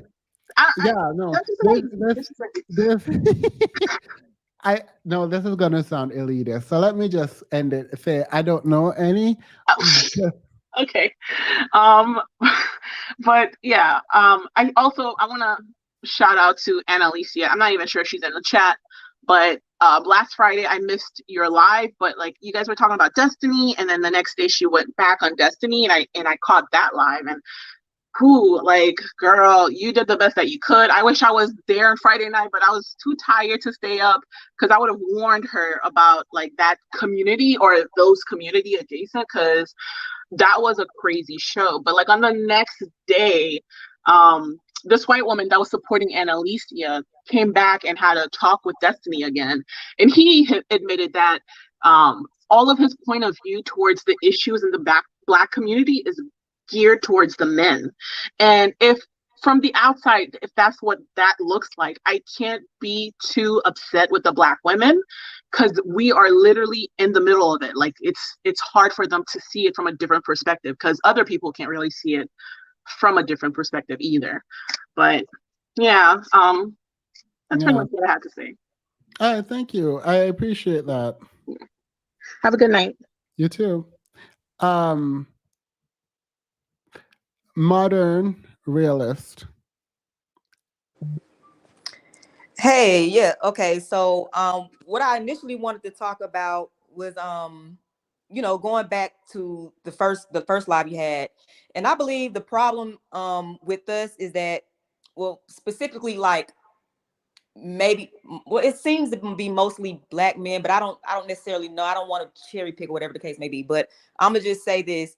It seems like the problem that they have is like they're trying to find a cheat code or tiptoe around power, like in order to obtain power. And it's like it'll never work like that, and what I mean by that is you spend your whole life to want to be on TV or be an entertainment or be a star. You already stepping into a role. Your character on stage is to entertain, because all of those things are entertainment, just different avenues under the same umbrella. And it's like, now that you found a way to get money, access to money, you're forgetting that that's all you have. You just have you just an entertainer with money. And so with you thinking that you can just say certain things that's on a political stance, that's when you get the Heisman real hard, because it's like you don't have the knowledge or the wherewithal or the point of view of a intellectual or critical thinker. That wasn't your role to play in the beginning to get the money. And so when you're talking on things that you really have no idea on. You just talk basically on around emotion, emotion, and of course stories that passed down, oral stories from the Black community. Oh, we were slaves and we went through this, through civil rights and all this, and and it's like we don't have facts, but we want to claim once we get the money that we have power and we're in control, or we have what it takes, or we know it all to get to the end goal. And it's like, that's not how power works. It's money. Money is not the same thing as power. And I think that we don't understand that that's vanity. And we don't understand that what they went to in order to put themselves in that position is not being a basketball player. It wasn't being an actor, or actually it wasn't being a model. It wasn't being any of that. It took, and I'm sorry to say this, but since men like to throw these gender roles around, it took men doing men things, which was like bloodshed and stuff like that. And it also took education and knowledge, because on top of that, they're building things, technology, all of these things. And it's just like how delusional of us as a race to think that just because we're offered money from them to put ourselves in a certain position, to think that now we're over them, or we're over and above. It's like we're stuck in the clouds and we don't understand the reality of what it took to actually get what they took, the steps that they took to actually get themselves in the situation that they're in now. And I say that like broader society, if that makes sense. Like, does that make sense? Yeah. No, I get you. And will so give, wait. Can I give? Wait, can everyone throw some tomatoes at me right now before I say what I'm gonna say? Because I deserve some tomatoes thrown at me. But I actually do believe this. So while you are correct, modern realist, as your name suggests, you are a realist in the way that you just presented your argument. Here is the thing, though. Mm-hmm. Your approach requires looking at the community, right? Right. It is my belief that it is easier and less mentally draining, obviously, to think about the community. So it makes sense that individuals would engage in a kind of bubble building when they gain access to wealth, as opposed to think about the community, because to think about the community is to think that you haven't gone as far, right? No matter how much you gain as an individual, if you're thinking from a community's perspective and you're Black, it's highly unlikely that you will just be up there enjoying your money. You will be thinking about how far we need to go as a community. And so I can understand in a very specific way the psychological discomfort that might come about for someone who is themselves wealthy to recognize that the community is doing bad and I'm a part of that community. So even though I am myself rich, there is something about me that is identifying with people who are not doing so well. But like Oprah Winfrey said, as soon as you step out of that bubble, you will be reminded quick, fast, and in a hurry. Yeah. But I appreciate you and I agree with you. Thank you. I appreciate you for having me up on your platform. And I actually plan on coming back and speaking more. Please do. Yes. Please, please, please. We're building out here. So I appreciate that. Thank you. Don't change your name either so I can know. Y'all are not going to attack that young lady who came up here and said she mango juice and talked about mango juice tonight. Y'all know who I'm talking about. All right. The Rock Girl, how are you? I was so sad. I don't remember when it was, but I wanted you to read something. Oh, maybe later in December when my semester is over. And I am fine, thank you. I have several things to say. First, when you mentioned the pink pill talking about women and their relationships with food and their bodies, as someone who has survived every kind of abuse there is, I have two eating disorders and I struggle with food. I also suffer from body dysmorphia. And I I have to convince myself to eat on a daily basis. And right now, because I've been relearning how to walk, I have more weight on my body than I would like. But I have to be conscious of the process that I go through to reduce in weight. I have to have a scale because no matter what that scale says, my eyes see my body at a number that I have never even come close to reaching. So for me, I always look like I weigh 400 pounds. I've never been close to that. And so I have to be very conscious of the process I use to lose weight because it's the not eating. And I would also exercise like 60 to 90 minutes a day in addition to that. So I wanted to talk about that and just know that for anyone who hears this, that there's more understanding of that dilemma out there than you may guess. And it takes a lot of work and looking at yourself as honestly as you can and working through it with a therapist to get to a point where it doesn't have a stranglehold on your life. Believe it or not, it doesn't have a stranglehold on my life because I'm fully aware of the issue. Also, Kanye is a genius. He is a genius at Samboism and maximizing self hatred to the nth degree. So he does have a genius with that. Otherwise, no, I've never even heard anything he's put out. Did And he just say? go ahead. Uh, who's can I say something? Well, I Wait, used to be a wait. huge okay. I'm a huge Kanye, or used to be a huge Kanye West fan, is what I wanted to say. So he does when people said that he was a genius, which I was one of them. I'm gonna go back and delete my tweets. It was about his work because when you really do think about it, like the type of work that he did put out, like some of his work still, it's still what's the word I'm looking for? It's still, can you turn that down? It's still worth something today. Like we could still you listen to it today and it means something. You know what I mean? But it's So just the way his life projected out that you I'm just better like, I go can't. delete. You better go delete them tweets Oh, I'm gonna delete them. I'm don't play me. I'm deleting them because because that he is a good musician is not a genius. a genius at his craft. You know what I mean? Oh, Like no, so not some of even the things that that. he there's some of the things that he thought of, and some of the things that he did, the way that he put his lyrics together. So I'm not trying to boast him. I literally No, no, no, have no. something else to Please, say. we But do honesty here. huh? We do honesty. I'm here for honesty. Yeah, I'm not trying to boost him. I'm upset with him big time. I was a huge fan. I was shipped to Nigeria when I was in middle school, and his album actually brought me through that. So, like, I actually was a huge fan of him, and I watched all the things that he did, and I was just like, what is going on? I would just say that we have to be aware that he is mentally ill. You know what I mean? He does have mental health issues. They're diagnosed. He's been 5150'd. It's very clear that he is someone that's dealing with mental health, and this is something that we deal with a lot in our community as well, and we should be aware of that. Like, Yes, but mental you know, illness does not a genius make.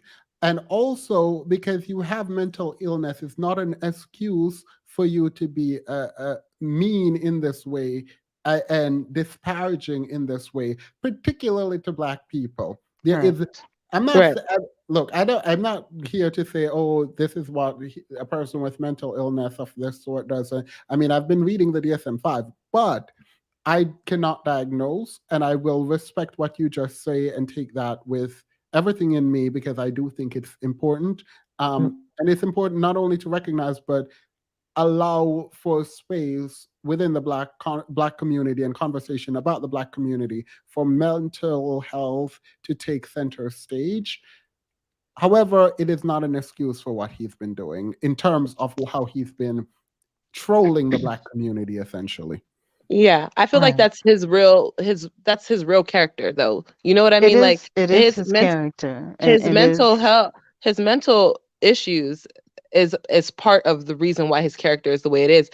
When I Look, first wait. found I issues, disagree with that. Let me just point out something. The black community is not very good about recognizing mental illness, but they use it to excuse Kanye. Every Yes. other community has been very uptight about mental illness, and you have not heard mental illness come up one time in the canceling.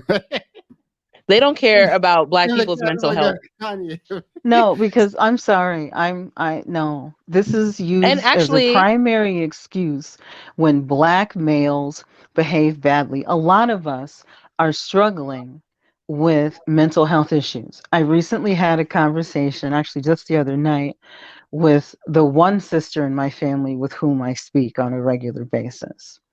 And we talk about black people, even though we've never been a part of the black community our entire lives.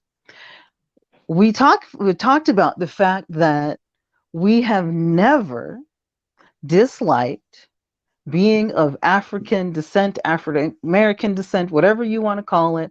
We don't describe ourselves as black because that title was not an African person generated term. So we prefer melanated or African American, something like that. But when it comes to tomfoolery, cooning, as I call him Kunye, and that kind of behavior, if a melanated woman behaves in this way, she is destroyed. big time. There is no grace for her, even when it may be obvious that she is struggling with mental health issues. So I don't care what he's going through. Self hatred is at the root of the problem and his anti blackness. That is the true problem here. The mental health is just one of the mechanisms through which his true character and self hatred are being facilitated. I Wait, give As him somebody, no grace. wait, the rat girl, in you're giving him no grace. You think I didn't hear you say Samboism? I'm sure you did. He's a self hating Sambo. Yes. You well, did. the Go reason ahead. why I said what I was saying was that in his, like you said, you haven't heard any of his music. You don't know much about Kanye to really Who? be speaking. Who? The rock girl. Oh. So I'm saying, like, if you listen to his previous like albums, his earlier albums, it was very much uplifting the black community, talking about what's going on in our community, and actually the things that we want what we would like rap to talk about today is what he would rap about and talk about before. So when he ended up getting into this relationship with Kim Kardashian, and and that kind of turned the community against him for the first time, that's when the mental health also started kicking in, because he saw the people that supported him so heavily turn their backs on him the first time, right? And it's warranted, but I'm saying over time things get worse. Like right now his talking points is that he's saying that he's jealous of the J community because their women aren't aborting their kids and stuff like that. His main talking point was abortion, but Kanye West literally Nope, married nope. He lying. Oh no, I'm not done. Kanye West literally married a white woman Oh, there you go. who doesn't have like the um mortality rates as a black woman, and then also paid for a surrogate, so she didn't even have to carry those babies, for him to even be speaking about black women and our issues being the issue in our community being abortion. Like, you took your money when you got on and you went to a white community, and you invested that money into a white lady. If you would have invested that money into a black lady, that black lady wouldn't have had an abortion, right? So the issue that he's talking about on his campaigns. I don't even know if you guys are listening to his campaigns. It doesn't I make any checked out, sense. but yeah. You know what I mean? It's not making any sense. And as somebody who is a huge fan who listens to all of his interviews because I really want to see what's wrong with him, I see where everything is mixed up. It's kind of a issue that we have in our community altogether. Like they don't understand the main point. It's very male centered. It's very much so the women are aborting the kids, but the men are getting rich and marrying white women and having babies with white women. And the men who are, you know, like when they get on and they go to a different race of woman, you're essentially putting you know what I mean? Like the abortions that the Black women are having in this community with the men who are not doing well in this community are what you should be talking about. The men who are not doing well enough for the women to keep the babies. You know? To be fair though, not to be fair, but Kanye told us what he was gonna do. We just didn't know he was talking about himself. It's like the ancestor was my exit, full stop. Same. Well, my exit was when he talked about Beyonce publicly. I was like, okay, no. But yeah. What did he say about Beyonce? He was talking about Blue Ivy should be playing with his children. I was like, oh no. Oh, please. Yeah. Team, a side note, I have your mango juice shirt if you would like to see. Oh my goodness, she made the merch already. I did buy a mango shirt. Okay, so I'm sorry, I don't mean to cut you all off, but I kind of want to jump in a little bit and throw just a little curveball with the whole Kanye West thing situation. I kind of think what Kanye West has going on is I think Kanye West really wants to say the truth, but he knows that the community is not going to back him up. We're just going to stare at him like some deers in the headlights. You know, I think Kanye knows what he wants because, I mean, think of it like this. I think overall, Kanye really doesn't feel like he has ever gotten the support or the backing of the Black community like he wanted to, compared to like other communities, if that makes sense. So I don't, because I think he also said something about just in general. I see what you're saying, but I don't think that's what it is. Kanye has the Black community. What he wants is other communities. He wants the white community. He wants all communities. Kanye West wants to be a god. That's his main thing. He even wrote his Bible. Oh God, he even wrote his own Bible. He is off when the he chain. made his remarks about Harriet Tubman, he went on a tirade about him wanting to potentially about his first child. Oh, abort. He is not consistent, ma'am. Like, no, we're not. That's not what the interview said, by the way. See, I feel like there's a lot of sound bites from Kanye West that kind of irritate me because he wasn't saying that he wanted to abort his own child. If you listen to the whole clip, when he was saying that, he was saying that Black women shouldn't abort their children because his kids, the reason why him not aborting his first child is the reason why he's doing so well right now, pretty much. He's saying give it a chance. That was his whole point. Give your children a chance. But so we can't. We're not married to billionaires. You know what I mean? So like when people say just the little part that was circulating, it frustrates me because I'm someone that actually followed him heavy. It's very difficult to keep up with Kanye though, because like whenever Kanye talk, it's not in a cohesive. It's very. It's very stream of consciousness, ma'am. You're actively looking for an excuse to his behavior. You're actively looking to excuse his behavior. No, I'm just giving you guys context since y'all obviously don't follow him. I did, so I'm giving you context. Wait, no. Wait, I do follow him. Well, no, I don't follow him actually. I followed this scandal. No, I'm not talking to you. I'm talking about the people that are like you're giving excuses. I'm just giving the details. Kanye had support. He turned his back on Black people. Yeah. I mean, he turned his back on Black people, and Black people are like, I don't care. I'm still going to support you. But let's play because this he's male. Let's see what Kanye said. Male can't say, hey, a Black employee didn't come in to work on time, because then people will say you're racist. A straight white male can't speak on a homosexual person because they'll say you're homophobic. And so I empathize with the position of the straight white male And part of the reason why I empathize with that position is because I know that I'm headed to that position. And what position that is top power position. Okay. That's the top power. Straight white male can't say, hey. This is what black males are looking for. Yeah, They and I just want lost like to 50 brain be cells. they want to be white men. So I'm just going to say a couple more things and then I'm going to bid you good night. I have never had concern about what black males have been doing my entire life. My concern is women and girls getting out of the black community in every way, taking care of ourselves, addressing the mental health issues that we have from being nearly destroyed on an all too regular basis, and finding a way for us to be safe in an unsafe world. That is my desire. Black males, to my mind, 99% of them, lost cause, don't mean anything. We should move on.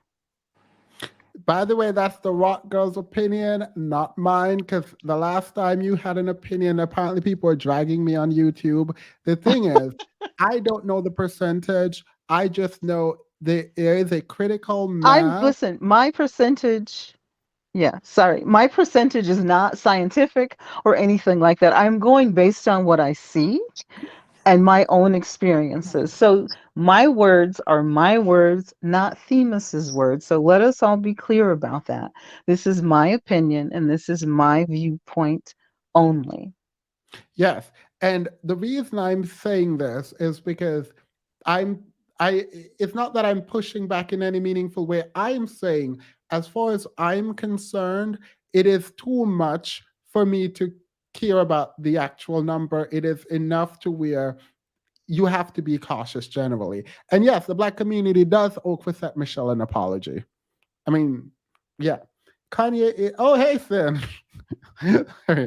Kanye is proving everything I've said about swirling black men to be true.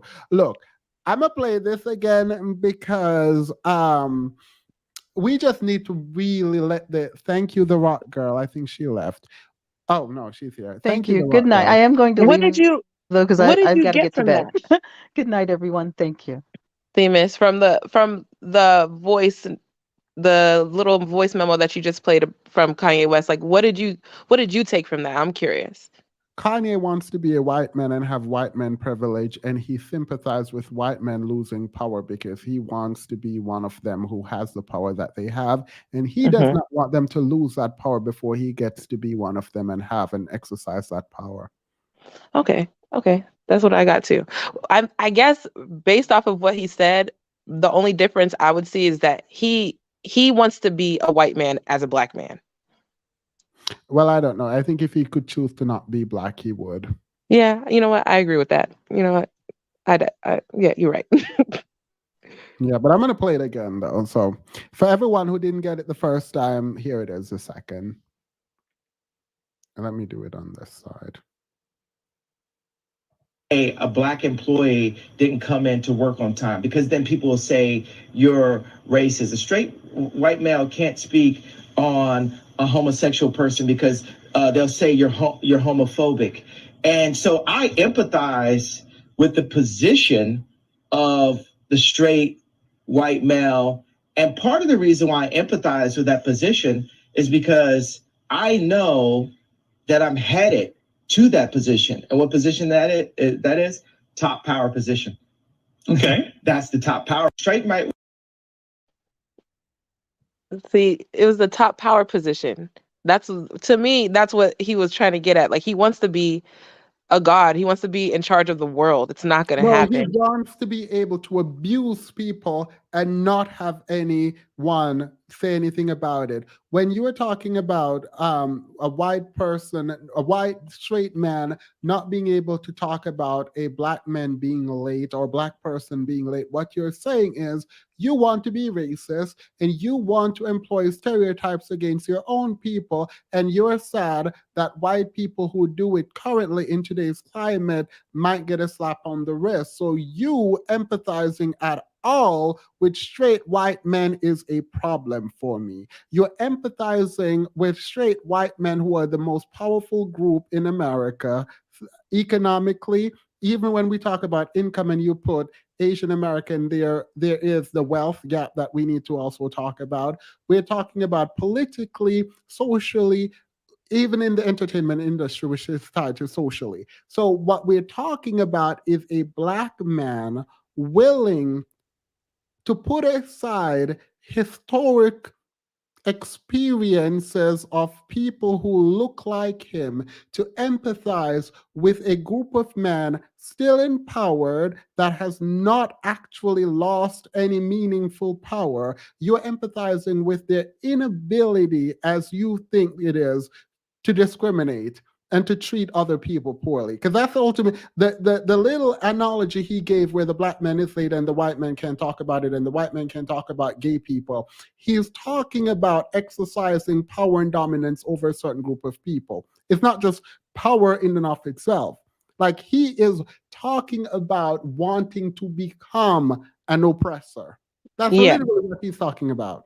Yeah, and I feel like the fans had followed him through this, thinking that he was gonna do that for Black people. So like when he gets to the top, all of the oppression is gonna be against No. people that are not Black, but it's proving that that's not the case, and that's the reason why a lot of his fans are now losing support If for him. if any of Kanye fans heard this and thought, black fans, and thought, oh, he means he wants power and so he can uplift the community and do it for quote unquote us, they're literal. Let me not say it like that because that's mean. Anyone who heard that and got anything different than I got, there is probably very little hope for them. And anyone can literally come in and run amok and trick them and take over. Because there is absolutely no reason why a man saying he empathized with white men for their inability to discriminate essentially, that you should trust that person. You shouldn't even want that kind of power. Like that's a like the need to oppress other people who you see as weaker than you is a problem. Like if I were a fan, I wasn't a fan at this point, but if I were a fan at this point, even if I'm thinking, oh, he wants that power collectively for black men and I am a black man, I would be at issue with the fact that you want the power to oppress others. You want to treat, because essentially what he's saying is they can't talk poorly about gay people. They can talk about a black man being late, and it's not just being late. White people can still talk about black people being late. If you are late at a job, you are getting a tardy, you can get reprimanded. So he's speaking about a system in place that doesn't allow you to be racist and does not allow you to be homophobic. That's the system he's talking about, and that's what the kind of power he wants. There is no way around reading this. This is exactly what he's talking about. So no, I feel I feel bad that he has mental illness, and I think he has too many yes people around him, so it's not being treated. That I will give him. Outside of that, there is no empathy for anything else. He deserves all of what he is getting. He called it on himself. He's wrong. He is whatever the people say he is, and they need to cancel him for it. Yep. He is canceled. He's officially canceled.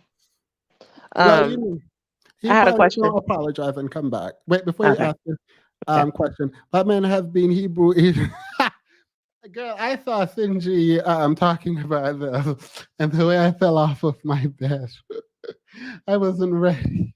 I was not ready. Like we have an identity crisis going on.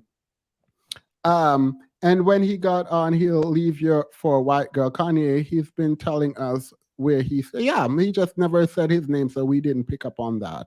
Um, Kanye was so happy to be so close to holding the he was giving I'm gonna beat every look. Kanye was like, give me the whip and I'll be the overseer. Go ahead, ask your question, and then we can go to Lovely. Lovely has been on for a while and did not speak. Well, it was actually going to be about that super chat you just got. Like, um, I was wondering, like, how you felt about um, Black Americans not wanting to claim being African. Instead, they want to be every other thing. Like, they want to be. Right now, they're fighting to be Jewish, but before they were Moors. And I was just literally going to ask you that, and then someone made a comment about it. Like, how do you feel? What do you think the issue is there? Like, why are they trying to distance themselves from actually being African? Just African. I mean, I think I'm you're asking me to speak on ADOs. I don't know, but Jamaicans, there are some people who, like, when I came here, everyone was like, oh, I'm Native American. I'm not really black. And I was very confused. I was like, what? Yeah, what do you mean you're not black? I don't know. I think we've all sort of, and by all I mean all across, I can't speak for countries in Africa, but I can speak for a lot of Caribbeans and even people from Jamaica. I've heard them come to America and they're like, "I'm not black, I'm Jamaican." I'm like, "Girl, what? What do you mean?" Um, so I think there is a kind of historical burden that people want to separate themselves from, and I think there is something really sad about the fact that a lot of our history has been written to express a lot of subjugation, right?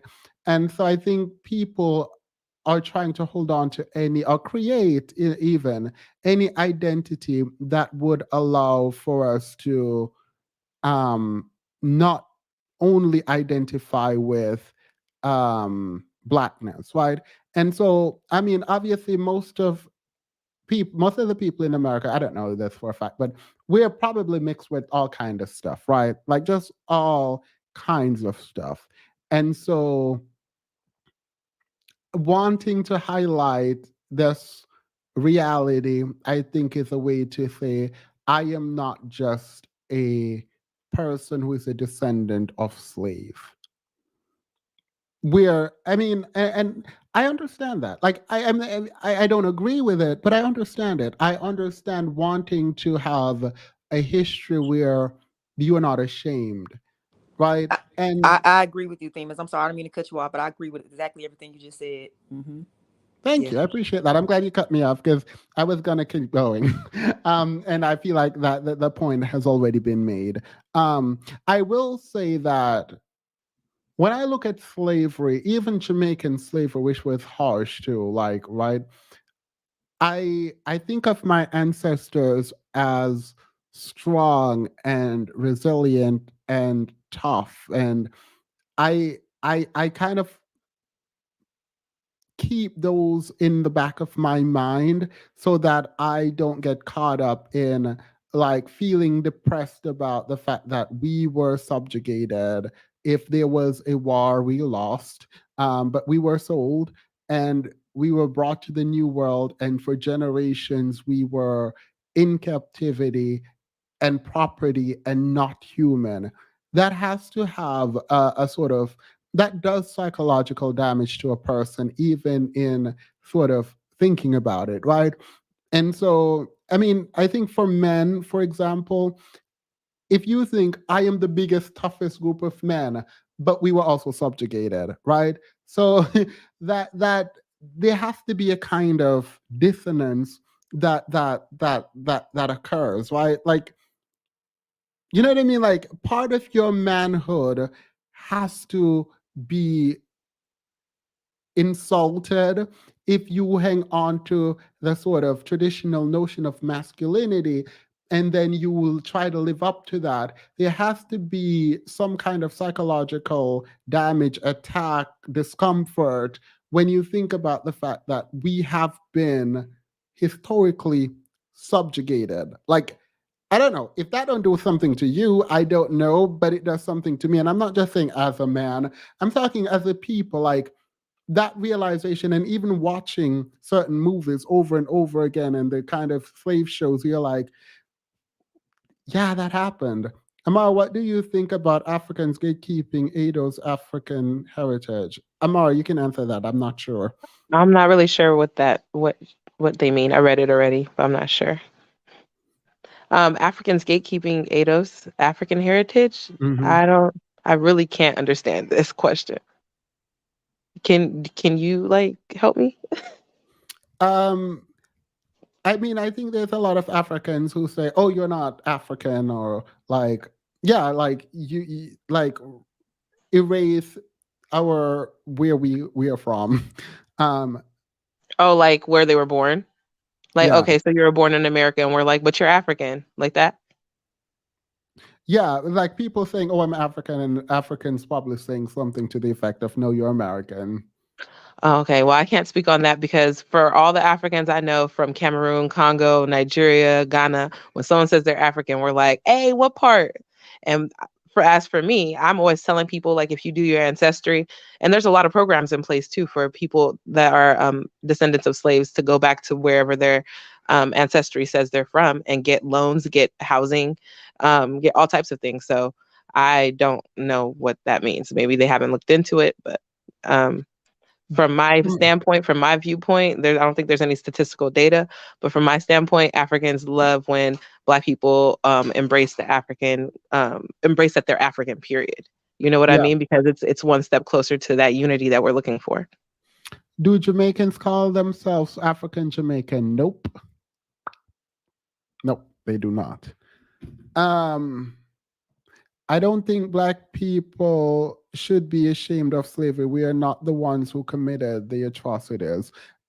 Yeah, I don't think it's about the committing of the atrocities. I think it is about the fact that our ancestors were subjugated. I mean, we keep saying our ancestors as if we're not, but that's if we're thinking Black women are not beautiful, we're still subjugated. So I don't know why people are like, oh my God, my ancestors were subjugated. No, we are currently subjugated. If you fundamentally believe Black women aren't beautiful, then you're subjugated. If you think that the hierarchy of beauty puts Black women in your mind, in your understanding of beauty, then yes. If you are acting in the way that you are when you are on the plantation as a circuit rider, then you are still subject. Anyway, lovely, go ahead. Hi, good evening, everyone. How's everyone? You're better than that, Mike. I'm sorry. Can you hear me now? Yeah, I can hear you now. Okay, sorry about that. Um, I'm here doing house chores before tomorrow. I gotta get back into work. The work never ends. Well, I just Nope. want to comment on a couple things. First and foremost, I really like your show. I've actually learned about your show when you were on Cynthia G's show, and I watch her quite often. So I'm a new subscriber. Wait, have I ever been on Sinji's show? I think you had, yeah, I think you had, or she mentioned you. Oh yeah, no, she shouts me out a lot actually. Yeah, I'm so very grateful. that's what it was. So it made me say, what is this young man about here? So I just wanted to make a comment about the weight thing. Yes, the mental health in the so-called Black community in America. Um, as a mental health therapist, the rates are extremely high. Most of the clients I have are of African descent, Black, more whatever they want to call original descent, and there's a lot of trauma, post-traumatic stress disorder from being ARD, which is one of the things that the young lady spoke about. And there's a lot of not diagnosed issues in men like around the ages of 40, 30s, 50s that refuse to get the help in the Black community. They basically went undiagnosed. And however, to make a long story short, this is that is the issue in the Black community, and Kanye is the full icon, a full blown image of what mental health, how it can display itself. Um, he's delusional. And I agree with the young lady. I think the lady that rocks, it's definitely mental health. And as far as the weight thing with Black women are concerned, well, once upon a time in my life, I was working 90 hours a week. I was in my 30s. All of a sudden, the lady that visit once a month shut off, and I went to the doctor. They told me that my test, and I noticed I kept gaining weight too, and I ate very healthy and everything. But when I went to the doctor said, "Young lady, your female testosterone is very low." It was at a 5. Had it went any lower, that's why it stopped showing up. Had it went any lower, I was at risk of developing osteoporosis and having a heart attack. So this is to say that um, Black women or African American women, whatever we want to call ourselves, we have entirely too much on us, coming at us from every angle. And yeah, I believe that we need to continue to go on our own self-love journey and take care of ourselves and realize, because we're delusional too. We've been sold delusion and standing behind a group of men in general that do not protect us. That, and I'm not going to say all of the men. I'm not talking about individual basis, but on a larger, grander scale in the Black community, the men do not support the women. They make babies. They don't want the children, which that was a perfect um, topic that you discussed earlier, that they just simply don't want to have the children. They want to have sex. They know that 1 + 1 = 3, literally. No. But not It, literally, but you know what I mean. If I mess, if I'm intimate with a man and I'm still fertile, he's fertile, we're going to produce a child. So where does the responsibility comes in it at? We have to take precautions, because how can you lay down knowing that it's high rates of mental illness in the Black community amongst the men and women, and expect and have a baby and expect to get anything functional out of it? We don't even know how to respect each other. We don't even know how to talk to each agreed. other. Agreed. And this is within family. Sometimes I go around certain family members and they think by saying very denigrating things is a way of playing. And it's like, when do you grow up? We're in our 40s, we're in our 50s, we're in our 60s.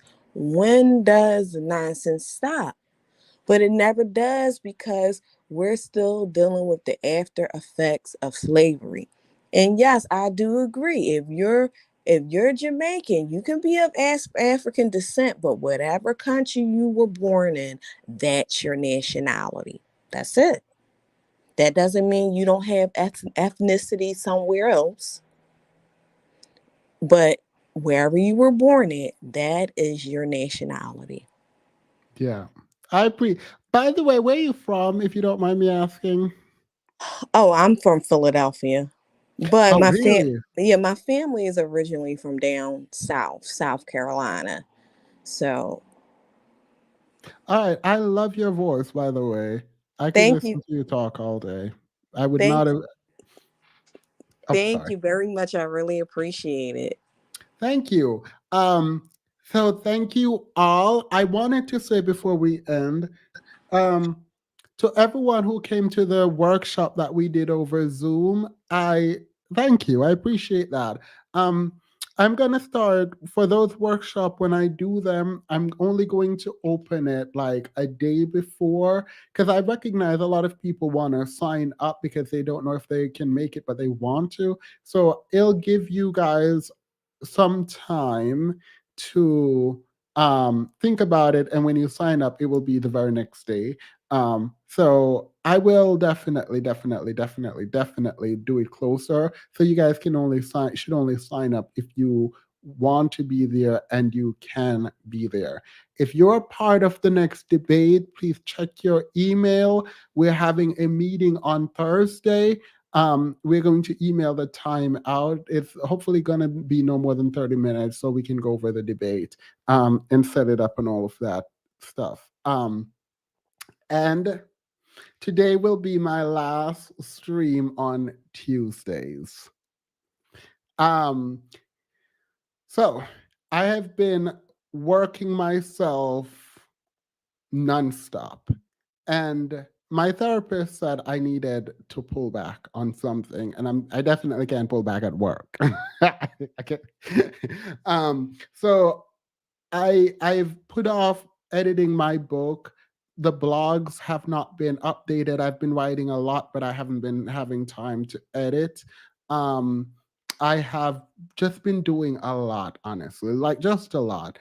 So what I'm doing now, instead of doing 2 times a week, I'm going to do lives on Fridays. Now, ever so often I might hop on to do something, but I'm going to do lives on Fridays, and I'm going to try to like build up to Friday so that on Friday we will have on Fridays we'll have a really good live that is a mixture of topics, that it has some academic stuff and theorizing happening, and I will try to extend the live. Obviously, I'm going to try to make it like between 2 and 4 hours.